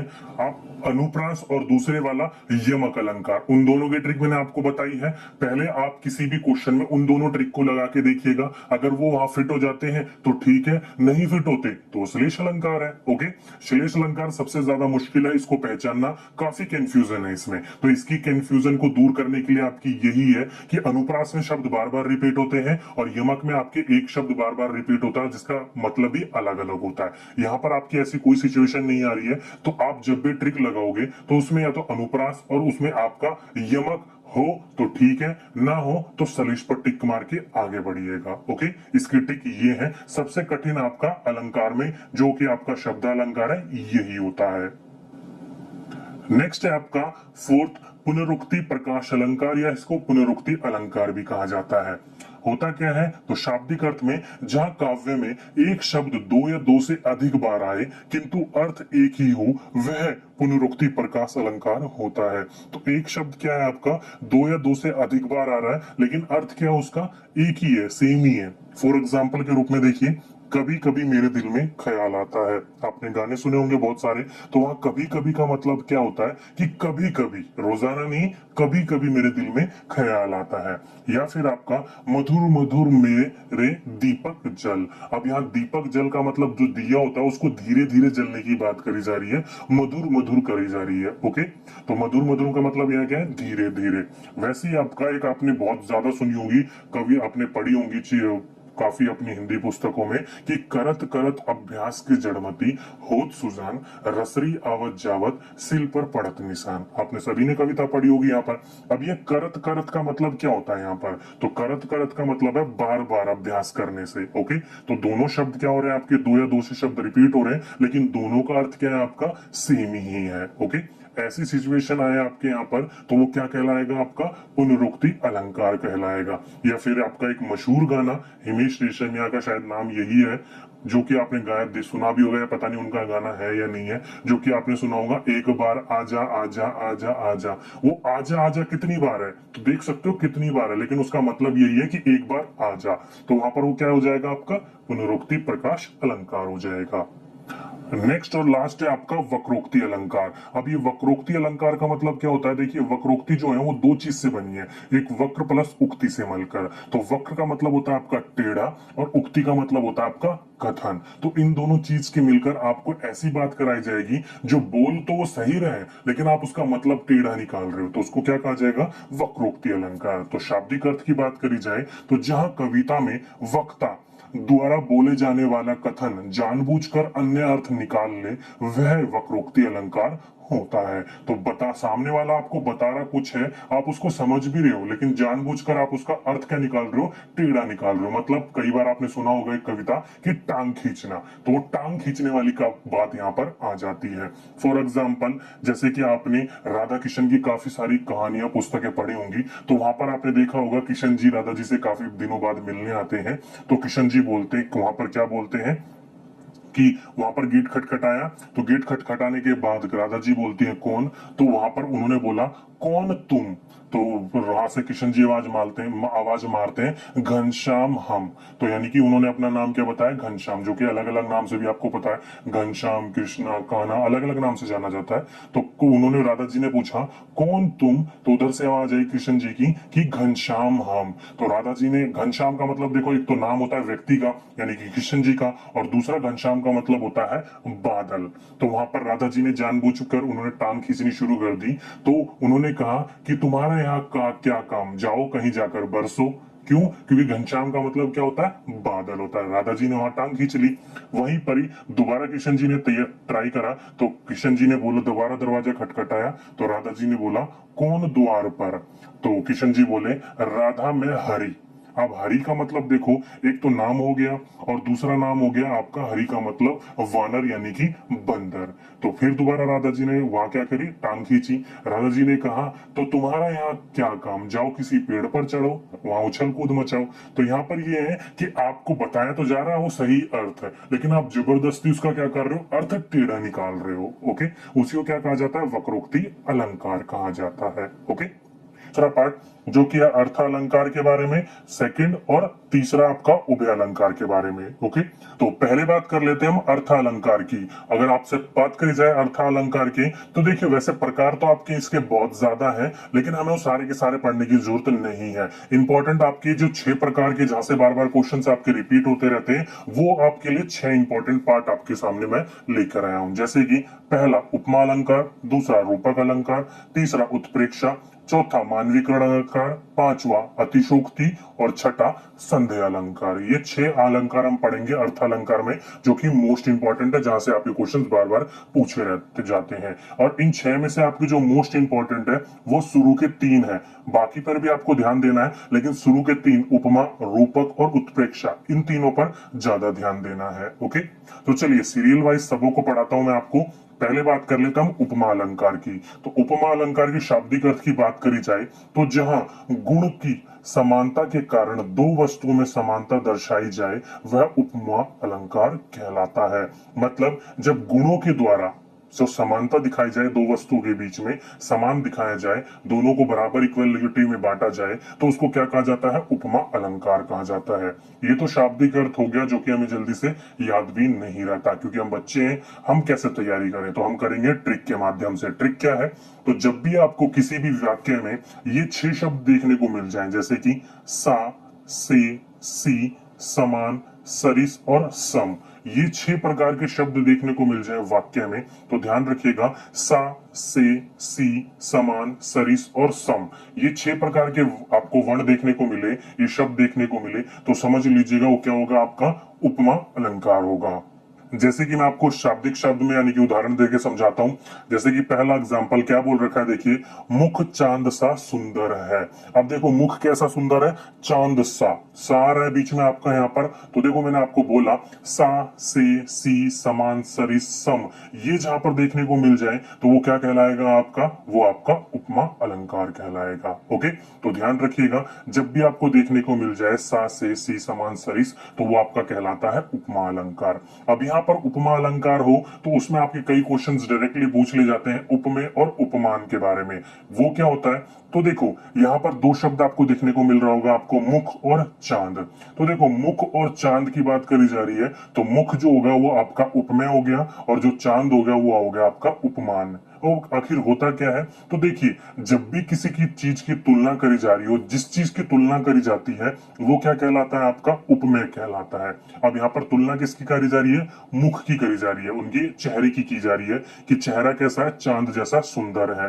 तो जिसकी तुलना कर रहे हो वो आपका उपमेय कहलाता है, और जिसके साथ तुलना कर रहे हैं वो आपका उपमान कहलाता है। ओके, तो चांद क्या हो गया आपका, वो चांद जैसा सुंदर है, तो मुख की तुलना कर रहे हैं और किसके साथ कर रहे हैं, चांद के साथ। तो जिसके साथ तुलना करें उसको उपमान कहते हैं, और जिसकी तुलना करें उसको उपमेय कहते हैं। डायरेक्टली क्वेश्चन पूछ लिया जाता है कि उपमा किसे किया जाता है या उपमान किसे कहा जाता है, तो ध्यान रखिएगा इस पॉइंट को। जिससे तुलना करते हैं वो आपका उपमान कहलाता है, और जिसकी तुलना करते हैं वो आपकी उपमा कहलाता है। ओके, नेक्स्ट है आपका पीपल पत सरिस मन डोला। अब देखो यहाँ पर पीपल पत यानी कि जैसे पीपल का पत्ता जो अपने हवा के साथ डोलता रहता है, वैसे ही हमारा मन है वो भी ऐसे इधर उधर भटकता रहता है। अभी पढ़ाई कर रहे हैं, थोड़ी देर में इधर भटक जाएगा, थोड़ी देर में उधर भटक जाएगा। तो कैसा भटक रहा हो, सरिस। तो देखो यहाँ पर भी आपका क्या आ रहा है, सरिस आ रहा है। या फिर नेक्स्ट है आपका हाय फूल सी कोमल बच्ची हुई रात की थी ढेर। ओके, तो यहां पर देखो क्या हो रखा है, सा, से, सी आ रहा है, तो सी आए, सरिस आए, सा आए, तो वो देखकर आप समझ जाइएगा कि इस शब्द में आपका कौन सा अलंकार है, उपमा अलंकार है। ओके, नेक्स्ट है आपका रूपक अलंकार। अब ये रूपक अलंकार क्या होता है, जैसे कि शाब्दिक अर्थ में जहां कविता में उपमेय और उपमान का भेद मिटा दिया जाए। अब ये उपमेय और उपमान क्या होता है, मैंने अभी आपको अच्छे से एक्सप्लेन करा। तो उपमान और उपमेय यानी कि जिसकी तुलना करी जा रही हो और जिससे तुलना करी जा रही हो, दोनों के बीच में जब भेद मिटा दिया जाता है अर्थात दोनों को एक कर दिया जाता है तो वो क्या कहलाता है? आपका रूपक अलंकार कहलाता है। अब इसको पहचाने कैसे कि रूपक कौन सा है? तो ध्यान रखिएगा, हमेशा आपके रूपक अलंकार में योजक चिन्ह मिलेगा। आपको ये छोटी सी लाइन देखने को मिल रही है, हमेशा आपको ये देखने को मिलेगा। अब यहाँ पर कई बच्चे कहते हैं कि सर ये लाइन तो अधिकतर आपके बाकी अलंकारों में भी मिलता है। बिल्कुल सही बात है, ये आपका बाकी अलंकारों में भी देखने को मिलता है, लेकिन बाकी अलंकारों में जब भी आपको ये लाइन देखने को मिलेगी तो आप समझ जाइएगा कि रूपक अलंकार ये हो सकता है। अब रूपक के अलावा आपको उसमें चेक करना है, अगर रूपक के अलावा कोई और आ जाता है उसमें तब वो लगाएंगे, नहीं तो आपका 101% रूपक अलंकार में आपका योजक चिन्ह है, उसको ही ध्यान रखिएगा। ओके, और यहाँ पर जो उपमा और उपमान होता है वो उन दोनों के बीच में भेद जो होता है, पहले भेद किया जा रहा था, चांद मुख कैसा था? चांद की जैसा था। ओके, चांद जैसा सुंदर था, लेकिन यहाँ पर क्या किया जाता है? भेद को मिटाकर एक कर दिया जाता है। ट्रिक दोनों को चीजों को ध्यान रखिएगा। जैसे कि पहला, माया मैं तो चंद्र खिलौना ले हूं, मतलब क्या है?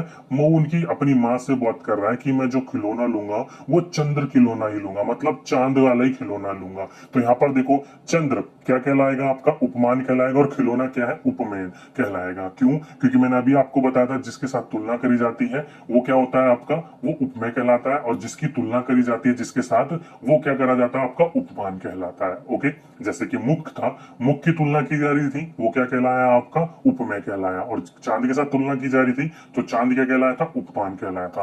तो यहाँ पर भी चांद यानी कि चंद्र जैसा खिलौना ले रहा है वो, और खिलौना कैसा होना चाहिए? चंद्र के साथ। खिलौने की तुलना करी जा रही है चांद के साथ, तो क्या होगा आपका? चांद तो उपमान हो गया और उपमेय हो गया आपका खिलौना। अब वो यहाँ पर कह रहा है बच्चा कि मेरे को चांद वाला ही खिलौना चाहिए, तो दोनों के बीच में क्या हो गया?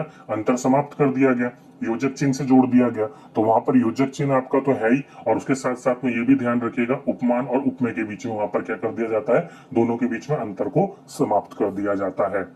वैसे ही चरण कमल बंधोई हरि राई। अब यहाँ पर देखो, चरण कमल, चरण कैसे कर दिया? कमल की बात कर दी गई है। तो उपमेय और उपमान के दोनों के बीच में क्या करा जा रहा है? योजक चिन्ह है, और दोनों का यहाँ पर क्या कर दिया गया? अंतर को समाप्त कर दिया गया, भेद को समाप्त कर दिया गया है। ओके, तो ध्यान रखिएगा, आपको एक तो योजक चिन्ह, तो सबसे पहले तो आपको यही ध्यान रखना है योजक चिन्ह आएगा। योजक चिन्ह हमेशा अधिकतर जो आपका आता है 99% वो रूपक अलंकार में ही आता है। ओके, नेक्स्ट अलंकार उत्प्रेक्षा अलंकार। अब उत्प्रेक्षा अलंकार शाब्दिक अर्थ की बात करी जाए तो जहां काव्य में या फिर किसी भी लाइन में जहां काव्य में उपमेय में उपमान की संभावना की जाए वह उत्प्रेक्षा अलंकार होता है। अब यहाँ पर क्या करी जा रही है? पहले भेद हटा दिया गया था, अब इसमें उपमेय में ही आपको उपमान की संभावना की जाएगी, उसके बीच में आपको गेस करना होगा, उसको क्या कहा जाएगा? उत्प्रेक्षा अलंकार कहा जाएगा। शाब्दिक अर्थ छोड़ो, ट्रिक को ध्यान रखो। ट्रिक में जैसे मैं आपका पहला आपको बताया था उपमा में क्या कहलाता था? सा से सी सरस मिलता था आपको, वैसे ही अब आपको उत्प्रेक्षा में क्या मिलेगा? मानो, मनु, मनहु, जानो, जनू, जनहू, ये 6 शब्द देखने को मिलेंगे आपको। ये 6 वो आपको जहां पर भी सेंटेंसेस देखने को मिले समझ जाइएगा वो क्या है? आपका उत्प्रेक्षा अलंकार। कौन कौन से? मानो, मनु, मनहु, जानो, जनू, जनहू। ओके, ये 6 वाक्य ध्यान रखिएगा। जैसे कि फॉर एग्जाम्पल पहला, मुख मानो चंद्र है। अब यहाँ पर क्या है? देखिए कि मुख जो है वो कैसा लग रहा है? मानो की चांद जैसा है, तो मानो आ गया यहाँ पर, तो क्या कहलाया? उत्प्रेक्षा अलंकार। वहीं पर ही उस काल मरे क्रोध के तन कांपने लगे, मानो हवा के जोर से सोता हुआ सागर जगा। अब यहाँ पर क्या कर रखा है कि उस काल मरे क्रोध के तन कांपने लगे। अब मानो, मानो हवा के जोर से सोता हुआ सागर जागा। तो यहाँ पर मानो देख लो, शब्द में कहीं ना कहीं आपको पूरे के पूरे वाक्य में मानो को देखने को मिलेगा। जहां पर आपको ये मिल जाए मानो, समझ लीजिए क्या कहलाएगा? वो आपका उत्प्रेक्षा अलंकार कहलाएगा। इसके साथ साथ में कुछ आपके एक दो वर्ड्स और होते हैं, जैसे कि जाने, जाऊं, जनहू, ये भी आपको देखने को मिल जाएगा। ओके, तो ध्यान रखिएगा, वो भी देखने को मिले तो वो भी आपका क्या कहलाएगा? उत्प्रेक्षा अलंकार कहलाएगा। कोई चीज ध्यान रखने की जरूरत नहीं है, बस ये 6 वाक्य आप ध्यान रखिएगा, ये 6 वर्ड ध्यान रखिएगा, जहां पर आपका आ जाए वो आपका उत्प्रेक्षा अलंकार कहलाएगा। ओके, नेक्स्ट है आपका मानवीकरण अलंकार। अब ये मानवीय अलंकार, जो मानवीकरण अलंकार है, देखने से पता लग जाता है, बहुत कम पूछा जाता है, एक तरीके से लगा लियो बिल्कुल सिंपल सा है। जैसे कि जहां कविता में प्राकृतिक का चित्रण मानव जीवन के रूप में किया जाए वह मानवीकरण अलंकार होता है। मतलब जैसे मानव की तरह, मानव जो प्राकृतिक होती है वो मानव जीवन के रूप में चित्रण करा जाए, उसका, उसकी बात करी जाए, उसकी संभावना करी जाए, वो क्या कहलाता है आपका मानवीकरण अलंकार कहलाता है। जैसे कि पहला एग्जाम्पल ही ले लो, बहुत आपने सुना होगा, मेघ आए बनठन के सवर के। अब यहाँ पर देखो, मेघ क्या बनठन कर आ रहे हैं और सवर कर आ रहे हैं। मतलब क्या कह रहे हैं कि मेकअप वेकअप करके आ रहे हैं, अच्छे से बाल वाल बना के आ रहे हैं, सेंट वेंट मार के आ रहे हैं, अच्छे से तैयार होके आ रहे हैं, क्योंकि उसको जो बोल रहा हूँ बनठन के। क्योंकि आप जब अधिकतर हम किस चीज का इस्तेमाल करते हैं, ये जब इस्तेमाल करते हैं काफी जो सज धज के आता है। तो मेघ को कभी देखा आपने बनठन के या सवर के आता है? नहीं। तो यहाँ पर हमने किस चीज से आपका कन्वर्ट कर दिया, इसको मानवीकरण के साथ कन्वर्ट कर दिया, मानव जीवन के साथ आपका इसका तालमेल बिठा दिया। तो मेघ कैसे आ रहे हैं, बनठन के आ रहे हैं, सवर के आ रहे हैं, जो कि पॉसिबल नहीं है। ओके, वहीं पर ही आए महंत बसंत। अब महंत का मतलब महकते हुए, मतलब जो बादल आ रहे हो कैसे आ रहे हैं, बसंत आ रहा है, जो कैसा आ रहा हो, महकता हुआ आ रहा है। क्यों? क्योंकि उसने अपने शरीर में सेंट लगा लिया, महकने लग गया हो। ओके, तो जब भी आपकी बात मानव जीवन के साथ जोड़कर किया जाए प्राकृतिक को, वो क्या कहलाता है आपका मानवीकरण अलंकार कहलाता है। ओके, नेक्स्ट है आपका अतिशोक्ति अलंकार। इंपॉर्टेंट है, ध्यान रखिएगा, और पहचानना भी इसको बहुत सिंपल है। जैसे कि जहां कविता में किसी कथन का बहुत बढ़ा चढ़ाकर वर्णन किया जाए वह अतिशोक्ति अलंकार होता है। बिल्कुल सही बात है। जैसे कि हम बचपन में काफी चीजें आप बढ़ा चढ़ाकर अपने दोस्तों के सामने इंप्रेशन बनाने के लिए हम बढ़ा चढ़ाकर बोल देते थे। चाहे फॉर एग्जांपल की गर्मियों की छुट्टी में बच्चे बताने लग जाते थे कि मैं यहाँ गया, मैं वहां गया, तो कई बच्चे बोलने लग जाते हैं मैं तो आज घूमने के लिए बाहर गया था, वहां से आया। भले वो अपने गली में घूम रहा हो, लेकिन वो अपने इंप्रेशन दोस्तों के सामने बैठाने के लिए क्या बोल देता है, बढ़ा चढ़ाकर बात बोलता है। तो जहां पर बढ़ा चढ़ा के बात बोली जाए वो क्या कहलाता है आपका अतिशोक्ति अलंकार कहलाता है। जैसे कि पहला ही बहुत आपने एग्जांपल सुना होगा, दोहा है आपका, कि हनुमान की पूछ में लगन न पाई आग, लंका सिगरी जल गई, गए निशाचर भाग। तो आपने देखा कि हनुमान जी की जो पूछ थी उसमें आग लगा दी गई थी, हनुमान जी ने पूरी लंका को जला दिया था, लेकिन उनके बाल, पूछ के बाल एक भी नहीं जला था। और ऐसा वैसे आप लगता है आपको किसी के यहाँ पर आप आग लगाओगे किसी के बालों में या कहीं पर, वो हर चीज को जला दे लेकिन उसके बालों को कुछ ना हो? नहीं, ऐसा पॉसिबल नहीं है। कहीं ना कहीं वो कुछ ना कुछ तो उनको भी डैमेज होगा ही। लेकिन ये बात कही गई है और हमारी पुश्तैनी इतिहास से आती आ रही है, तो इसके ऊपर हम नहीं बात करेंगे। हम इसको ध्यान रखेंगे कि ऐसा नहीं हो सकता। इसलिए यहाँ पर क्या बात करी गई है कि पूरी की पूरी लंका जला दी थी उन्होंने, लेकिन उनके पूछ में कुछ भी नहीं हुआ था। तो बढ़ा चढ़ाकर बात करी गई है। या वहीं पर ही आपका मोस्ट इंपॉर्टेंट आपने बहुत सुना होगा कि आगे नदियां पड़ी अपार, घोड़ा कैसे उतरे पार, राणा ने सोचा इस पार, तब तक था चेतक उस पार। मतलब कि आगे थी नदी, जो थी वो काफी बड़ी नदी थी, घोड़ा, वो राणा जी सोच रहे थे कि राणा जी ये घोड़ा लेकर हम उस पार कैसे जाएंगे। जब तक राणा ये सोच ही रहे थे कि हमें वो घोड़ा लेकर नदी के उस पार कैसे जाएं, जब तक चेतक ने एक लंबी सी छलांग मारकर नदी को पार कर दिया। घोड़ा है मानते हैं छलांग मार सकता है, लेकिन इतनी भी लंबी छलांग नहीं मार पाएगा कि वो नदी अपार जो हो उसको पार कर ले। लेकिन यहाँ पर भी बात क्या करी गई है, बढ़ा चढ़ाकर बात करी गई है। तो जब भी आपकी बात बढ़ा चढ़ाकर करी जाए वो किस में आता है, आपका अतिशोक्ति अलंकार में आता है। और ये जो आपका ये दोहा है कि राणा ने सोचा इस पार, तब तक था चेतक उस पार, पूछा जा चुका है ये पेपर में। ओके, नेक्स्ट और लास्ट है आपका, वो है आपका संदेह अलंकार। अब यहाँ पर इसको पहचानना बहुत सिंपल है। जहां कविता में संदेह की स्थिति बनी रहे वहां संदेह अलंकार होता है। मतलब जब भी आपका संदेह हो किसी चीज में, किसी उसमें, तो आपका क्या कहलाएगा, वो संदेह अलंकार कहलाएगा। जैसे कि आपको जो पहचान है इसको पहचानने की ट्रिक है, आपको जो आपका जो काव्य मिलेगा उसमें या से कोरिलेट कर रखा होगा।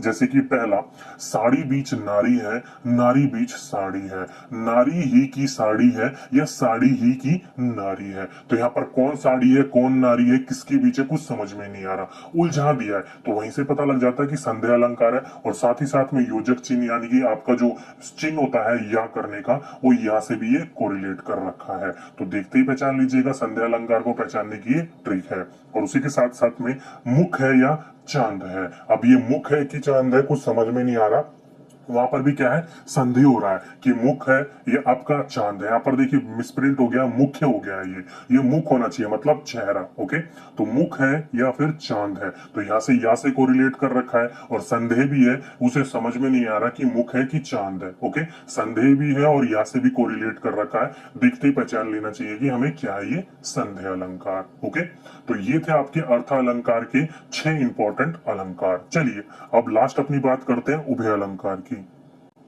नेक्स्ट है आपका उभय अलंकार। अभी उभय अलंकार लास्ट है आपका, और जो कि मैंने आपको बोला था जहां शब्द जमा अर्थ दोनों से चमत्कार हो वो क्या कहलाता है आपका, वो उभय अलंकार कहलाता है। जैसे कि शब्द अलंकार में शब्द से चमत्कार हो रहे थे, वो आपका अर्थ अलंकार में अर्थ से चमत्कार होते। यहाँ पर उभय अलंकार में आपको शब्द जमा अर्थ दोनों के माध्यम से चमत्कार होता है, और दोनों के माध्यम से चमत्कार हो तो क्या कहलाएगा, उभय अलंकार कहलाएगा। मतलब आपको एक ही काव्य में दो से ज्यादा, ध्यान रखिएगा, दो से ज्यादा आपको क्या देखने को मिलेंगे, दो या दो से ज्यादा आपको अलंकार देखने को मिलेंगे।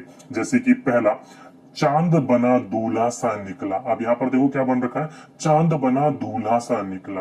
अब यहाँ पर दूल्हा सा से सी समान सरिस किस में आता है, उपमा में आता है, और दूल्हा सा में देखो बीच में आपका योजक चिन्ह है, वो किस में इस्तेमाल किया जाता है, वो रूपक में करा जाता है। तो यहीं से देख के पता लगा सकते हो कि दो अलंकार आपके इसमें इस्तेमाल किए जा रहे हैं। तारों की बारात में आ जाओ परदेसी बालम आधी आधी रात में। तो वहां पर क्या करा जा रहा है, पूछो अपने बालम की बात करी जा रही है, जो कि क्या बोला जा रहा है, आधी आधी रात में आने की बात करी जा रही है। ओके, और आधी आधी रात में आपका कहां पर इस्तेमाल होता है, ये आपका अनिरुक्त, ध्यान रखिएगा, अनुरुक्त अलंकार भी आपका उसमें भी उपयोग में किया जाता है। तो देख सकते हो आप, एक ही अलंकार में दो से ज्यादा अलंकार, दो या दो से ज्यादा अलंकार का उपयोग किया जाता है, तो वो क्या कहलाता है आपका, वो उभय अलंकार कहलाता है। ध्यान रखिएगा बस यही कि दो से ज्यादा अलंकार या दो का अलंकारों का एक ही में इस्तेमाल किया जा रहा हो तो वो उभय अलंकार में आता है। बहुत कम पूछा जाता है, अब तक आपका ज्यादातर ये पूछा नहीं गया, बस ऐसे नॉलेज के लिए पढ़ा रहा था मैं आपको, इसलिए मैंने आपको ये भी बता दिया। ओके, तो ये थे आपके इंपॉर्टेंट शब्द अलंकार और आपका अर्थ अलंकार और आपके उभय अलंकार। अलंकार हमारा पूरा समाप्त हो गया है।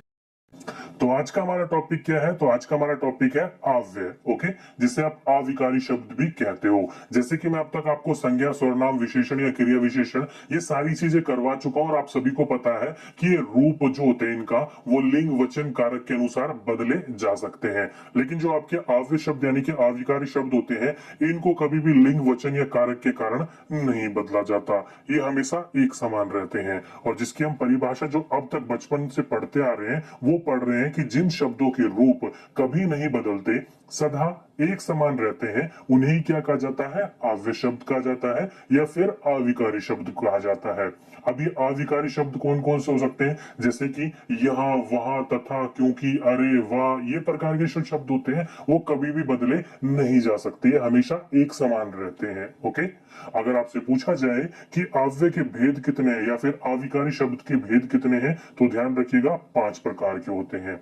कौन कौन से 5 प्रकार के होते हैं, तो पहला क्रिया विशेषण, ध्यान रखिएगा, पूछा हुआ क्वेश्चन है ये वाला कि क्रिया विशेषण किन शब्दों के पदों में आता है, तो ध्यान रखिएगा ये अविकारी शब्दों के पद में आता है। ओके, दूसरा है संबंध बोधक, तीसरा है समुच्चय बोधक, चौथा है आपका विस्मयदिक बोधक, और पांचवा है आपका निपात।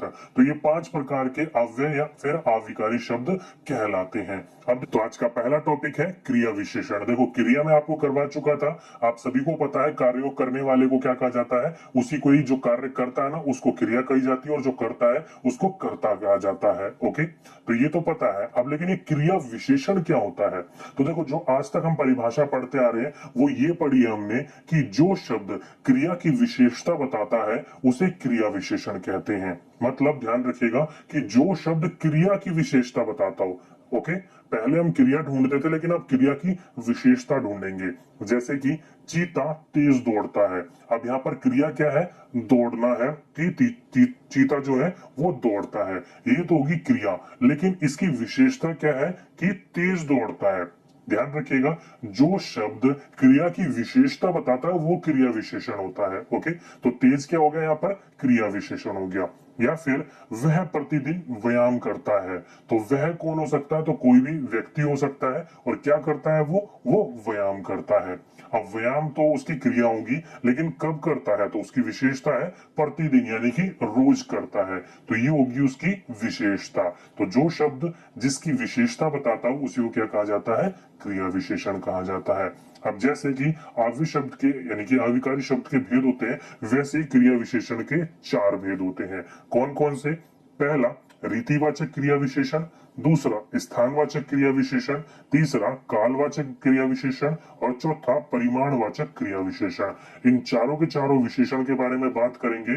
और इंपॉर्टेंट यानी कि जो आपकी ट्रिक्स होती हैं, बिल्कुल सिंपल से ट्रिक है, अगर आपने वो ध्यान रख ली ना तो पूरा का पूरा आराम से आप सॉल्व कर लोगे। ट्रिक के माध्यम से चलते हुए चलेंगे हम। ओके, तो पहला क्या है? रीतिवाचक क्रिया विशेषण। शाब्दिक शब्द में इसके समझने की कोशिश करी जाए तो जो क्रिया विशेषण शब्द क्रिया के होने की रीति बताते हैं उसे रीतिवाचक क्रिया विशेषण कहते हैं।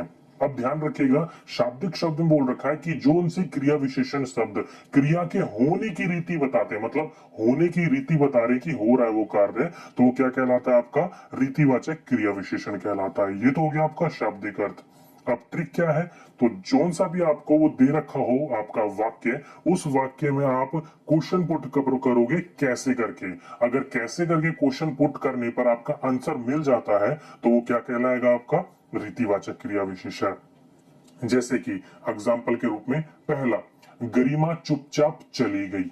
तो कैसे चली गई? वो चुपचाप चली गई। मिल रहा है ना कि गरिमा कैसे चली गई? चुपचाप चली गई। दूसरा, कोयल मीठा गाती है। तो कोयल कैसा गाती है? तो कोयल मीठा गाती है। या फिर इसी के उदाहरण पर कुछ और पढ़ लो, जैसे कि ध्यान पूर्वक पढ़ो। कैसे पढ़ो?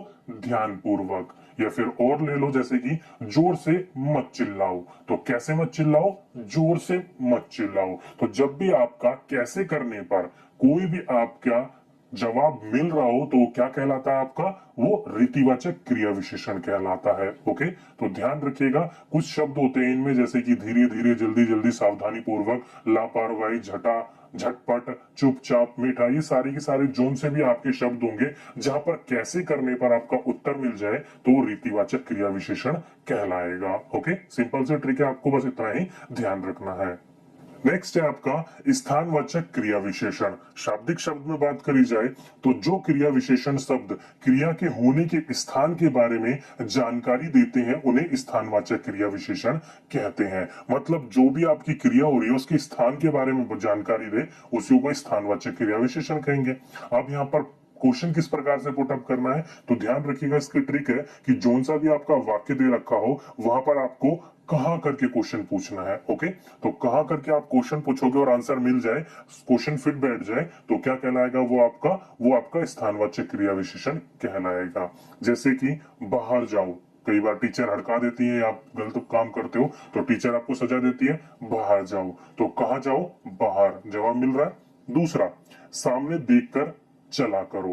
कहां पर देखकर चला करो? सामने देखकर। ओके, तो क्वेश्चन पुटअप करने पर आराम से आपको मिल रहा है कि सामने देखकर चला करो, कहां देखकर चला करो। या फिर आप और भी उदाहरण ले सकते हो, जैसे कि आप इधर बैठिए। कहां बैठिए? इधर बैठिए। ओके, तो जोन से भी वाक्य में आपके कहां करके उत्तर मिल जाए तो वो क्या कहलाएंगे? आपके स्थानवाचक क्रिया विशेषण कहलाएंगे। नेक्स्ट है कालवाचक क्रिया विशेषण। शाब्दिक शब्द में बात करी जाए तो जो शब्द क्रिया के होने के काल या फिर स्थान की जानकारी देते हैं उन्हें कालवाचक क्रिया विशेषण कहते हैं। यानी कि जहां पर भी आपके स्थान काल की जानकारी देते हैं वो आपके कालवाचक क्रिया विशेषण में आ जाएंगे।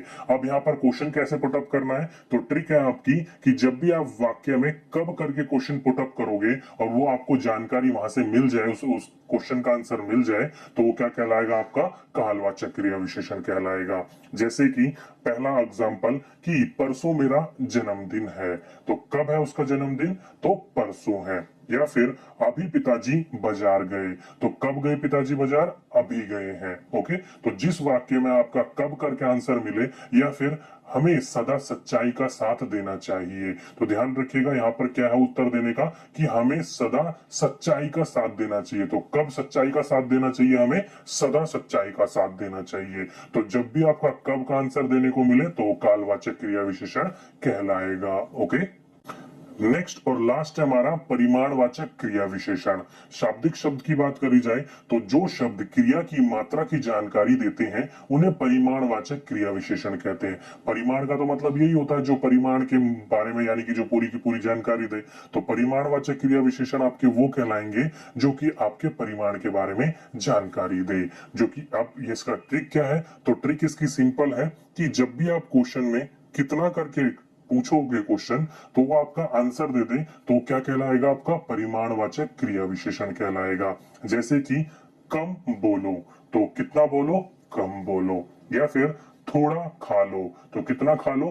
थोड़ा खा लो। या फिर बहुत शोर मचा रहे हो तो कितना? तो बहुत। तो जहां पर भी आपको कितने का पुटअप करने पर आंसर मिल जाए तो वो क्या कहलाएगा? आपका परिमाणवाचक क्रिया विशेषण कहलाएगा। ओके, इन भेद को जो कि है हमारा समुच्चय बोधक जिसे आप बोलते हो। ओके, शाब्दिक अर्थ में आखिर ये होता क्या है इसकी बात करी जाए तो देखिए ध्यान रखिएगा कि जो अव्यय दो शब्द वाक्यांश तथा वाक्य को जोड़ते हैं उन्हें ही क्या कहा जाता है? आपका समुच्चय बोधक कहते हैं। यानी कि आपके ऐसा कोई वर्ड दो वाक्य वाक्यांश को जोड़ने के लिए कार्य लाता हो उसको ही क्या कहा जाता है? समुच्चय बोधक कहा जाता है। ओके, जैसे कि आपका ऑप्शन देख लीजिएगा कि बोल रखा है कि पीयूष और दिव्यांशु जुड़वा भाई हैं। तो पीयूष और दिव्यांशु को जोड़ने वाला जो वाक्य है जो आपका इस्तेमाल किया जा रहा है वो क्या है शब्द? वो है और। तो और यहाँ पर क्या हो जाएगा? आपका समुच्चय बोधक हो जाएगा। ओके, तो और देखो पीयूष और दिव्यांश दोनों को क्या बोला जा रहा है कि ये दोनों क्या है? जुड़वा भाई हैं। वाक्य या आपके वाक्यांश को जोड़ने का कार्य करता है उसी को क्या कहा जाता है? समुच्चय बोधक कहा जाता है। ओके, अब बात कर लेते हैं कि समुच्चय बोधक के भेद कितने होते हैं। तो ध्यान रखिएगा इसके दो भेद होते हैं। कौन कौन से? पहला हो गया आपका सामान्यीकरण समुच्चय बोधक और दूसरा हो गया आपका वैधिकरण समुच्चय बोधक। ओके, ये दो प्रकार के इसके भेद होते हैं, लेकिन इनके भी कुछ भेद होते हैं जैसे कि अभी मैं आपको बता देता हूं। पहले तो आपको ये पता होना चाहिए कि सामान्यीकरण समुच्चय बोधक होता क्या है। तो शाब्दिक अर्थ में कहा जाता है कि ऐसे अव्यय जो दो या दो से अधिक समान शब्द या वाक्यांशों तथा वाक्यों को जोड़ते हैं उन्हीं को क्या कहा जाता है? सामान्यीकरण समुच्चय बोधक कहा जाता है।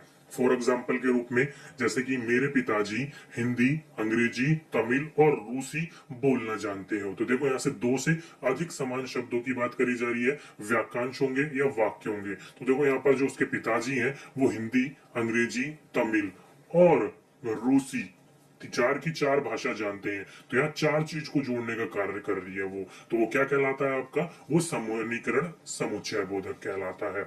अब सामान्यीकरण जो समुच्चय बोधक होते हैं उसके कितने भेद होते हैं? तो उसके चार भेद होते हैं। कौन कौन से? पहला है आपका संयोजक, दूसरा है विकल्प, तीसरा है विरोधवाचक और लास्ट है आपका परिमाणवाचक। ओके, तो ये चार प्रकार के सामान्यीकरण समुच्चय बोधक के भेद होते हैं और इन्हीं को हम अच्छे से पढ़ेंगे। देखिए बिल्कुल सिंपल है इनको पहचानना। अगर आपने एक बार सही तरीके से समझ लिया ना तो आप आराम से इसके जो ऑप्शन होते हैं उसी में ही आंसर आपको मिल जाएगा। तो देखिए जैसे कि आपका पहला संयोजक। अब ये संयोजक क्या होता है शाब्दिक अर्थ में? कि जो समुच्चय बोधक शब्द दो वाक्यों या वाक्यांशों को जोड़ने का कार्य करता है उसी को कहा जाता है। जैसे कि आपका रचना ने पुस्तक खरीदी और मैंने पत्रिका खरीदी। अब यहाँ पर देखो क्या कर रहा है कि दो वाक्यांश या फिर वाक्य को जोड़ने की बात करी जा रही है। तो यहाँ पर और जो होगा वो दोनों को देखो, दोनों वाक्य हैं। पहला रचना ने पुस्तक खरीदी और मैंने यानी कि उसके साथ में जो भी हो, गीता, सीता, बबीता कोई भी हो, वो कौन है? उसने क्या खरीदी है? उसने पत्रिका खरीदी है। तो यहाँ पर और किसका काम करेगा? वो संयोजक का काम करेगा। ओके, वहीं पर ही वह बाजार गया और फल खरीद लाया। तो कौन गया था यहाँ पर, वह बाजार गया और क्या खरीद के लाया, फल। तो वो जो और काम कर रहा है ना, वो दो शब्दों को जोड़ने का काम कर रहा है कि वो पहले बाजार गया और घर पे आया क्या लेकर, फल लेकर। तो दो वाक्यों को जोड़ रहा है, तो वो क्या कह रहेगा आपका, संयोजक। संयोजक के कर रहा है, वो कार्य कर रहा है आपके लिए या उस वाक्य के लिए। ओके, तो इस प्रकार के जो आपके वाक्य होते हैं, जैसे कि अर्थात, या, एवं, तथा और इस प्रकार के जो वाक्य होते हैं, वो संयोजक के अंदर आपके इस्तेमाल किए जाते हैं। नेक्स्ट है आपका सेकंड, विकल्प। अब ये क्या होता है, तो ध्यान रखिएगा, जो समुच्चय बोधक शब्द होते हैं वो दो वाक्य या फिर वाक्यांशों से विकल्प दर्शाता है। ध्यान रखिएगा क्या करेगा आपको, वो इस बार विकल्प दर्शाएगा, इसलिए आपका क्या कहलाता है, ये विकल्प है बोधक या समुच्चय बोधक इसको कहा जाता है। ओके, जैसे कि पढ़ो या सो जाओ, तो यहाँ पर देखो क्या विकल्प आ रहा है, या तो पढ़ लो या फिर सो जाओ, या फिर गृह कार्य पूरा करो नहीं तो सजा मिलेगी। तो यहाँ पर विकल्प क्या है आपका, या तो गृह कार्य कर लो या फिर सजा ले लो, या फिर पढ़ लो या फिर सो जाओ। तो यहाँ पर विकल्प आ रहा है, और जब भी आपको कोई विकल्प मिले एक से, या तो ये काम करो या ये काम करो, तो वहां पर आपका क्या कहलाएगा, विकल्प या बोध कहलाएगा वो आपका। ओके, नेक्स्ट है आपका विरोधवाचक। अब ये विरोध इसमें प्रकट होगा, जैसे कि देखो, जो समुच्चय बोधक शब्द पहले वाक्य के अर्थ का विरोध प्रकट करते हो। यहाँ पर क्या प्रकट कर रहा है, विरोध प्रकट कर रहा है। जैसे कि मैं बाजार गया पर पुस्तक नहीं मिली। देखो, बाजार गया था वो सामान के लिए, लेकिन उसको वो सामान नहीं मिला, तो नेगेटिव वर्ड आ रहा है। यहाँ पर हमेशा नेगेटिव वर्ड ही आएगा, क्योंकि विरोध क्या होता है, नेगेटिव ही होता है। जैसे कि किसान ने परिश्रम किया मगर अच्छी फसल नहीं हुई। तो यहाँ पर किस प्रकार का विरोध हुआ, कि उसने मेहनत तो पूरी करी थी लेकिन फसल अच्छी नहीं हुई। तो जब भी आपका कोई नेगेटिव वर्ड हो, यानी कि विरोध कर रहा हो, वो किस में आएगा, आपका विरोधवाचक में आएगा। ओके, इस प्रकार में अधिकतर आपके इस्तेमाल किए जाते हैं पर, परंतु, किंतु, लेकिन, इस प्रकार के वाक्यांश इसमें अधिकतर इस्तेमाल किए जाते हैं। नेक्स्ट है आपका परिमाणवाचक लास्ट, जो कि क्या होता है शाब्दिक अर्थ में, कि जो समुच्चय बोधक शब्द एक वाक्य के परिमाण की ओर संकेत करते हैं। क्या कर रहे हैं अब यहाँ पर, ये संकेत कर रहे हैं आपका। जैसे कि तुमने परिश्रम किया इसलिए सफल हुए। पहले वाले में क्या हो रहा था, परिश्रम तो करा था उसने लेकिन फसल अच्छी नहीं मिली थी। इस बार इसने परिश्रम किया है इसलिए उसको सफलता मिली है, सफल हुआ है वो।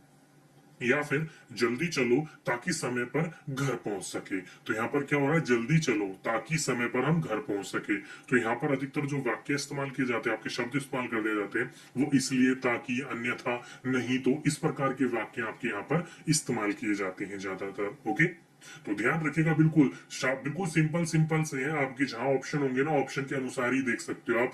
कोई विकल्प मिले तो आप देख सकते हो, विकल्प के अनुसार कहीं विरोध प्रकट हो या कहीं परिमाण हो, तो उस अनुसार आप उसको चुन सकते हो। ओके, तो ये था आपका समुच्चय बोधक का पहला भेद, जिसे समानाधिकरण कहा जाता है। चलिए अब दूसरे की बात करते हैं, व्यधिकरण समुच्चय बोधक।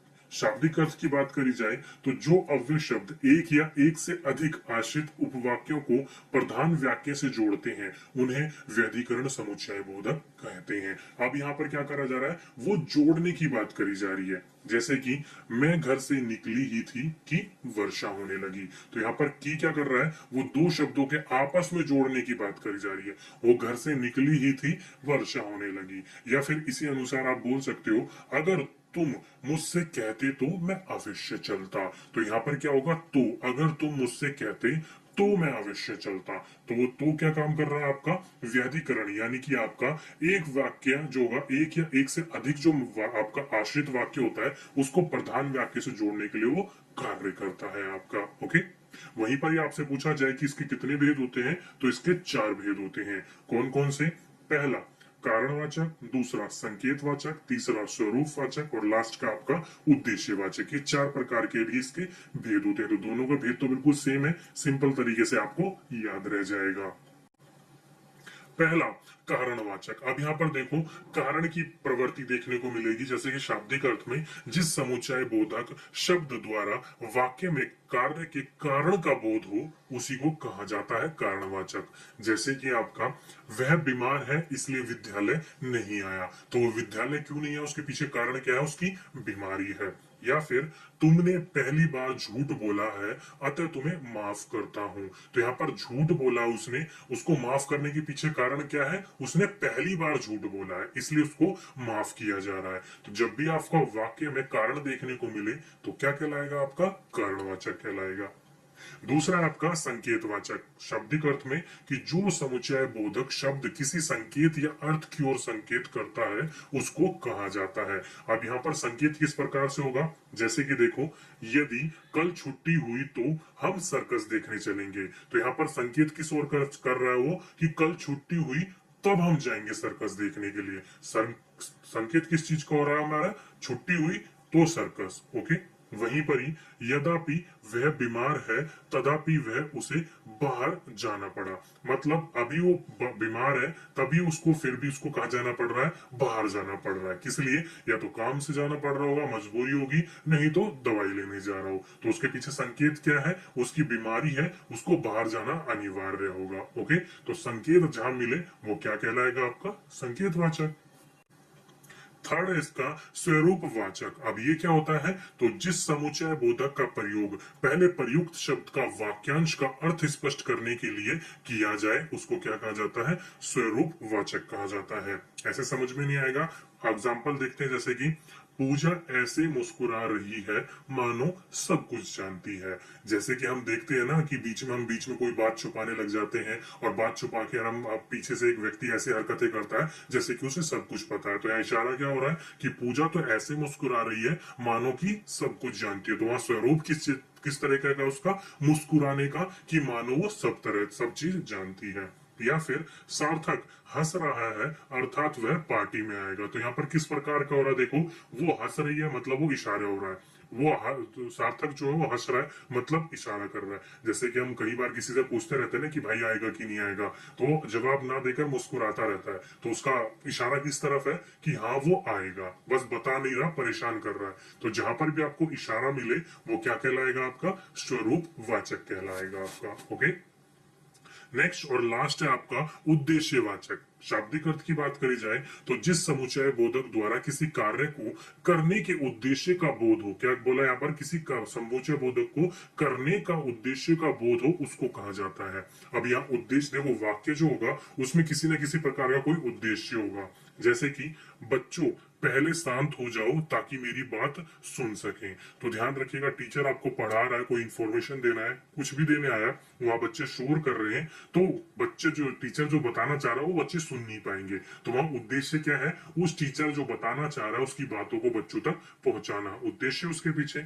या फिर पापा आज जल्दी घर आना जिससे हम घूमने जा सके, तो यहाँ पर उद्देश्य क्या है, पापा को जल्दी घर बुलाने का, कि वो घूमने जा सके। ओके, तो जहां पर आपका वाक्य के पीछे कुछ उद्देश्य छुपा हो वो क्या कहलाएगा, आपका उद्देश्यवाचक कहलाएगा। ओके, नेक्स्ट हम बात करेंगे आज तीसरे की, जो कि हमारा संबंध बोधक। अब ये संबंध बोधक किसको कहा जाता है, तो शाब्दिक शब्द की बात करी जाए तो जो शब्द या जो शब्द वाक्य में प्रयुक्त संख्या तथा स्वरनाम का संबंध वाक्य के अन्य शब्दों से जोड़ते हैं उन्हें क्या कहा जाता है, संबंध अव्यय बोधक शब्द कहा जाता है। ओके, ध्यान रखिएगा, जो शब्द प्रयुक्त संख्या तथा स्वरनाम का संबंध वाक्य के या फिर अन्य शब्द से जोड़ते हैं उनको कहा जाता है संबंध बोधक। फॉर एग्जाम्पल के रूप में, जैसे कि विद्यालय के बाहर बस खड़ी है, तो कहा विद्यालय के बाहर, तो किस चीज से संबंध जोड़ रखा है कि विद्यालय की जो बस है वो विद्यालय के बाहर खड़ी है। या फॉर एग्जाम्पल, छत के ऊपर बंदर है, तो कहां पर है, छत के ऊपर है, यानी कि किसी ना किसी चीज की उसके बीच में कोरिलेशन है। छत किसकी है, आपकी स्कूल की हो सकती है, घर की हो सकती है, उसके ऊपर है। बस कहाँ की है, विद्यालय की है, तो दोनों के बीच में क्या है, संबंध है। तो जहां पर भी आपको इस प्रकार का संबंध देखने को मिले तो वो क्या कहलाएगा, आपका संबंध बोधक, आपका अव्यय शब्द कहलाएगा। ओके, नेक्स्ट है आपका विस्मयादि बोधक। बहुत सिंपल है, काफी आसान है, इससे पहले भी मैं आपको एक बार करवा चुका था, बहुत इंपॉर्टेंट है, काफी बार इनके क्वेश्चंस पूछे जाते रहते हैं। क्या है ये, तो ध्यान रखिएगा कि जो अव्यय शब्द हर्ष शोक आश्चर्य या फिर भय आदि का भाव प्रकट करता है उसे विस्मयादि बोधक शब्द कहते हैं। सिंपल भाषा में कि कोई भी ऐसा वाक्य जिसमें आपका हर्ष हो, शोक हो, आश्चर्य हो, भय हो, यानी किसी भी प्रकार की भावनात्मक चीज को देखने को मिले हो, दर्शाता हो, वो क्या कहलाएगा? आपका विस्मयाई बोधक शब्द कहलाएगा। और साथ ही साथ में यहाँ पर आपका एक और चीज है आपको पहचानने के लिए कि वाक्य के अंदर आपको विस्मयाई बोधक का चिन्ह मिल जाएगा, जो कि चिन्ह क्या होता है? उसका एक डंडी सी खिंची रहेगी और उसके नीचे छोटा सा बिंदु लगा रहेगा, उसी को विस्मयाई बोधक शब्द का चिन्ह कहा जाता है। ओके, जैसे कि आप वाक्य में देख सकते हो कि आह कितना सुंदर फूल है, तो यहाँ पर आ के बाद देखो विस्मय बोधक का चिन्ह है, उसी को ही कहा जाता है। दूसरा, छी कितनी गंदगी है, तो यहाँ देख सकते हो दोनों वाक्य में आपके भावनात्मक रूप से इस्तेमाल किया जा रहा हो, चाहे वो आह कितना सुंदर फूल हो या फिर छी कितनी गंदगी है, दोनों चीज में अपनी भावना को प्रकट की जा रही है। और दोनों शब्द के बाद आपका क्या लगा रखा है? विस्मयाई बोधक का चिन्ह लगा रखा है। तो इस शब्द को पहचानने का ट्रिक यही है कि आपको विस्मयाई बोधक का चिन्ह देखने को मिल जाएगा आखिरी में। ओके, और लास्ट है इसका पांचवा, जिसे आप निपात के नाम से जानते हो।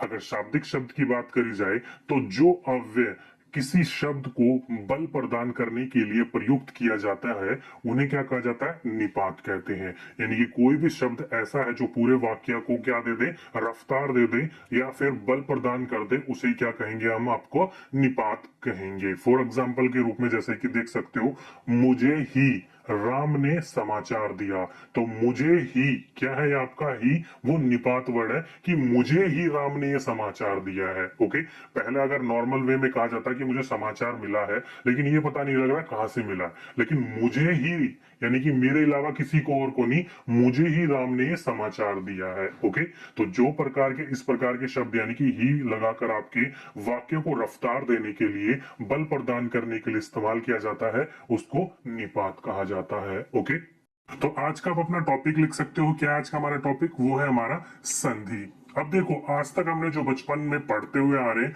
रटी रटाई हमारी परिभाषा है कि निकटतम वर्णों के परस्पर मेल से होने वाले परिवर्तन को ही क्या कहा जाता है? संधि कहा जाता है। मतलब दो निकटतम वर्णों के मिलने से जो आपका परिवर्तन होकर नया शब्द निकल कर आता है, उसको क्या कहा जाता है? संधि कहा जाता है। अगर आपसे पूछा जाए कि संधि कितने प्रकार की होती है, तो संधि ध्यान रखिएगा 3 प्रकार की होती है।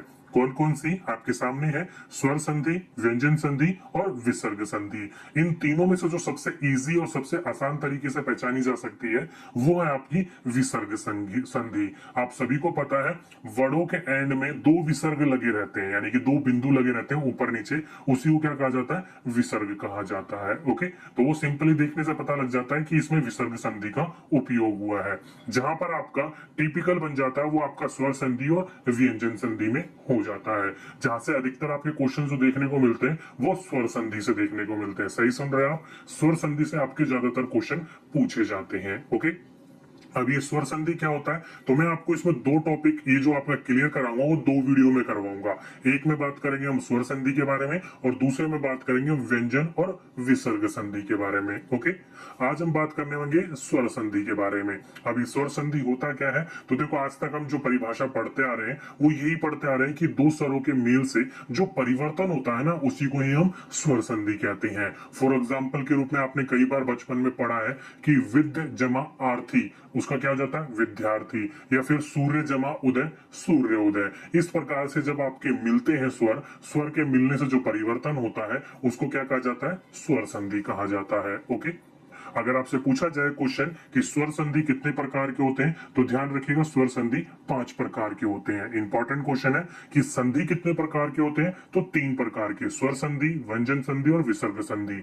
अगर आपसे पूछा जाए कि स्वर संधि कितने प्रकार के होते हैं, तो स्वर संधि आपके 5 प्रकार के होते हैं और यहीं से आपके सारे के सारे क्वेश्चन पूछे जाते हैं। कौन कौन से होते हैं, तो लिख रखा है देखो आपके सामने। पहला दीर्घ संधि, दूसरा गुण संधि, तीसरा यण संधि, चौथा वृद्धि संधि और 5वीं अयाधि संधि।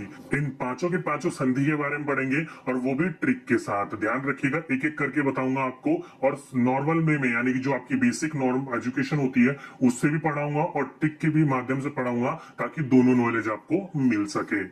तो चलिए आज का पहला स्टार्ट कर लेते हैं, जो कि क्या है हमारा दीर्घ संधि। अब ये दीर्घ संधि होता क्या है, तो देखो शाब्दिक शब्द की बात करी जाए तो जब आपका हाश्व स्वर और दीर्घ स्वर दोनों के दो स्वर कौन से होते हैं, जब मैं आपको वर्ण विचार यानी कि वर्णमाला पढ़ा रहा था उस समय मैंने आपको बताया था। ओके, तो जब आपका हाश्व स्वर और दीर्घ स्वर जब दोनों मिलते हैं यानी कि मतलब आ ई और ऊ जब आपस में ये मिलते हैं तो क्या कहलाते हैं, ये तो स्वर्ग दीर्घ संधि कहलाते हैं। ओके, ये तो होगी इसकी शाब्दिक परिभाषा कि जो हम आज तक पढ़ते आ रहे हैं। मतलब आ और आ का मेल होगा तो बड़ा आ बनेगा, या फिर बड़े आ और बड़े आ का मेल होगा तो बड़ा आ बनेगा। मतलब कोई भी किसी से भी मिले हमेशा बड़ा बनता है। ओके, ट्रिक भी हमारा यही है कि आपका जब भी वाक्य में बड़ी मात्रा का इस्तेमाल हो, जैसे कि बड़ा आ, बड़ी ई, बड़ी ऊ, ध्यान रखिएगा इन तीनों मात्रा का जब भी आपके पूरे के पूरे परिभाषा में पूरे के पूरे आपके शब्दों में बड़े आ, बड़े ई, बड़े ऊ की, इनके अलावा कोई और मात्रा नहीं, ये तीन मात्रा बड़े आ, बड़े ई और बड़े ऊ, इसके अलावा और भी बड़ी मात्रा होती है लेकिन वो नहीं, बस ये तीन बड़ी मात्रा जो आपके प्रयोग हुए तो समझ लीजिएगा आपकी क्या है, दीर्घ संधि है। ओके, फॉर एग्जाम्पल कि जैसे कि परम जमा अणु, अब ये देखो परम जमा अणु में मिलकर क्या बन जाता है, आपका परमाणु बन जाता है। अब देखो परम में आखिरी में माँ है, माँ के आखिरी में छोटा आ है। अब छोटा आ की मात्रा अब लगाओ ना लगाओ हमेशा लगी रहती है। ओके, और उसी के साथ साथ में आपका अणु में छोटा आ है, तो छोटा आ और छोटा आ बढ़ मिलकर क्या बन गया, बड़ा आ मिल गया। और परमाणु में देखो बड़ा आ की मात्रा है ना, तो देखो यहाँ पर बड़े की मात्रा है। वैसे आपका रवि जमा इंद्र, देखो यहाँ रवि में ई की मात्रा छोटी थी लेकिन यहाँ आकर क्या होगी, बड़ी ई की मात्रा होगी। या फिर भानु जमा उदय, देखो ऊ में क्या थी, छोटी मात्रा थी लेकिन यहाँ पर आकर बड़े ओ की मात्रा हो गई। ओके, तो जब भी आपके शब्दों में बड़े आ की मात्रा, बड़े ई की मात्रा या बड़े ऊ की मात्रा देखने को मिले तो वो क्या कहलाएगा, आपका दीर्घ संधि कहलाएगा। ओके, नेक्स्ट है गुण संधि। अब ये शाब्दिक शब्द में क्या होता है, तो ध्यान रखिएगा जब भी आपका आ या फिर बड़ा आ के पश्चात ई और ई हो तो हमेशा किस में चेंज हो जाएगा, ए में चेंज हो जाएगा, छोटे ए में। या फिर आपका आ या आ के साथ ऊ या बड़ा ऊ हो तो वो किस में चेंज हो जाएगा, वो छोटे ओ में चेंज हो जाएगा। या फिर आपका आ या आ के पश्चात ऋषि, देखा होगा आपने री यानी कि ऋषि का इस्तेमाल होता है तो वो आपका अरे में चेंज हो जाता है। ओके, तो ये तो हो गया इसका शाब्दिक रूप। अब इसको छोटा करने के लिए हम क्या करें, तो जब भी आपके शब्दों में छोटे की मात्रा जो कि इस प्रकार से लगती है या फिर छोटे ओ की मात्रा आपको देखने को मिले तो समझ लीजिएगा क्या है, वो आपका गुण संधि है। क्योंकि अभी आपने देखा दीर्घ संधि में ना ही छोटे ए की मात्रा के इस्तेमाल हो रही थी और ना ही छोटे ओ की मात्रा की इस्तेमाल हो रही थी। ओके, तो जब भी आपके वाक्य में छोटे ए की मात्रा या फिर छोटे ओ की मात्रा देखने को मिले तो वो क्या कहलाएगा, आपका गुण संधि कहलाएगा। जैसे कि देव जमा इंद्र, अब यहाँ देखो वहां पे कोई भी मात्रा नहीं थी लेकिन ई है, जहां पर छोटा ई है। ओके, तो यहाँ पर दोनों मिलने के बाद यहाँ देखो क्या हो गया, देवेंद्र, ए की मात्रा होगी छोटे, वहां पे ऊपर क्या है, छोटे ए की मात्रा, वही अगर दो बार लगा जाती है तो बड़े ए की मात्रा हो जाती है, तो छोटे ए की मात्रा है।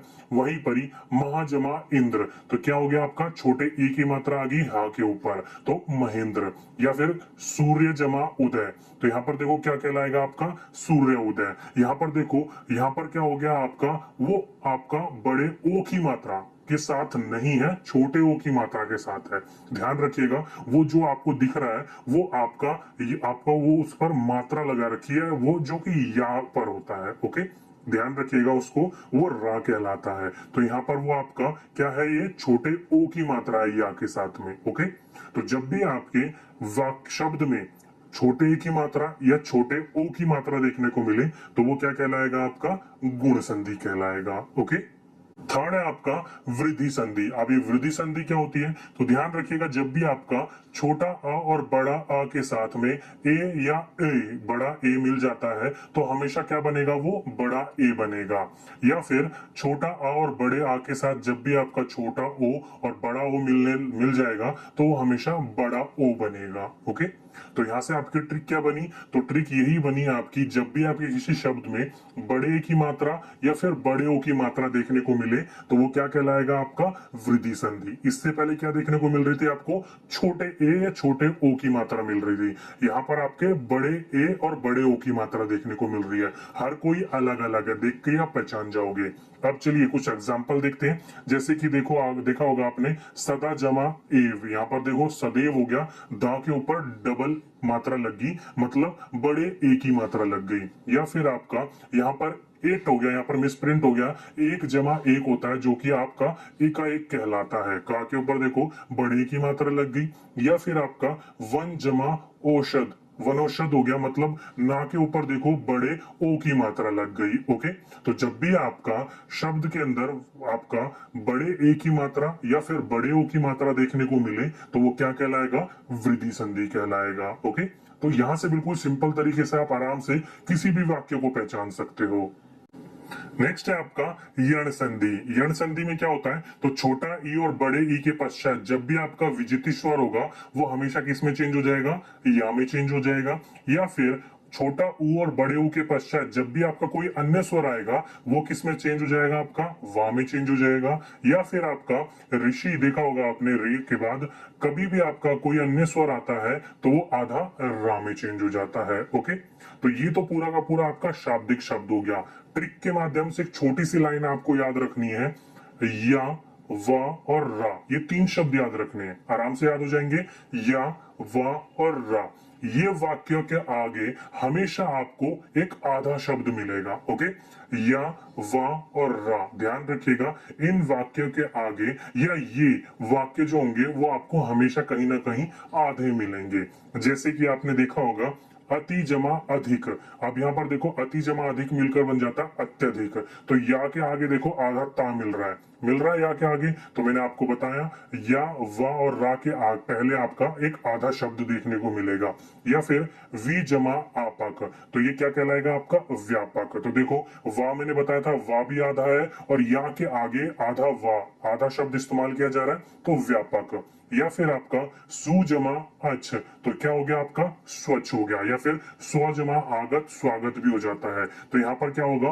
वा के आगे आपको देखने को मिल रहा है एक आधा शब्द। तो जब भी आपका एक आगे आधा शब्द देखने को मिल जाए या, वा या रा के आगे, तो वो क्या कहलाएगा? आपका यण संधि कहलाएगा। ओके, और लास्ट है आपका अयादि संधि। अभी अयादि संधि बिल्कुल सिंपल है, आसान से इसको पहचान सकते हो। जैसे शाब्दिक शब्द में ए के बाद यानी कि छोटे ए के बाद कोई अन्य स्वर मिलने पर ये क्या बन जाता है? आई आपका आय बन जाता है। या फिर बड़े ए के बाद कोई स्वर मिलता है तो आ की मात्रा आ जाती है, बड़ा आ जाता है इसमें।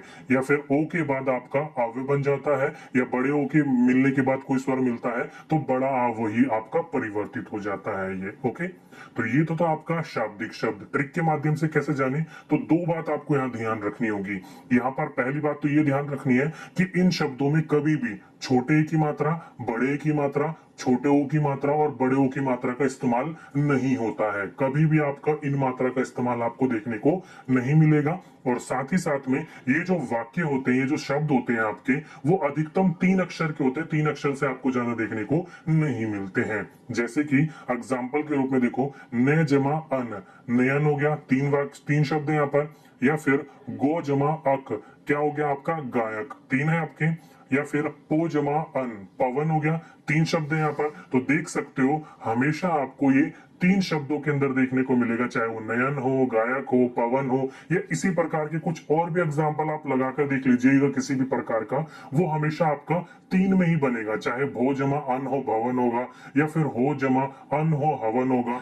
किसी भी वाक्य को मिला लो आपको, वो आपका हमेशा 3 वाक्य का बनेगा, उससे ज्यादा बहुत कम मिलने को बनता है। जैसे कि पो जमा अन पवन हो गया, नो जमा इक नाविक हो गया, या फिर भो जमा उक भावुक हो गया। किसी भी शब्द को मिला लो आप, वहां पर आपको 3 वाक्य में ही देखने को मिलेगा, 3 शब्दों में ही देखने को आपको ये मिलेगा। ओके, इसमें कभी भी आपको ध्यान रखिएगा छोटे ए की, बड़े ए की, छोटे ओ की और बड़े ओ की मात्रा का इस्तेमाल नहीं किया जाता है। ओके, तो ये थे आज के आपके पूरे के पूरे स्वर संधि के बारे में।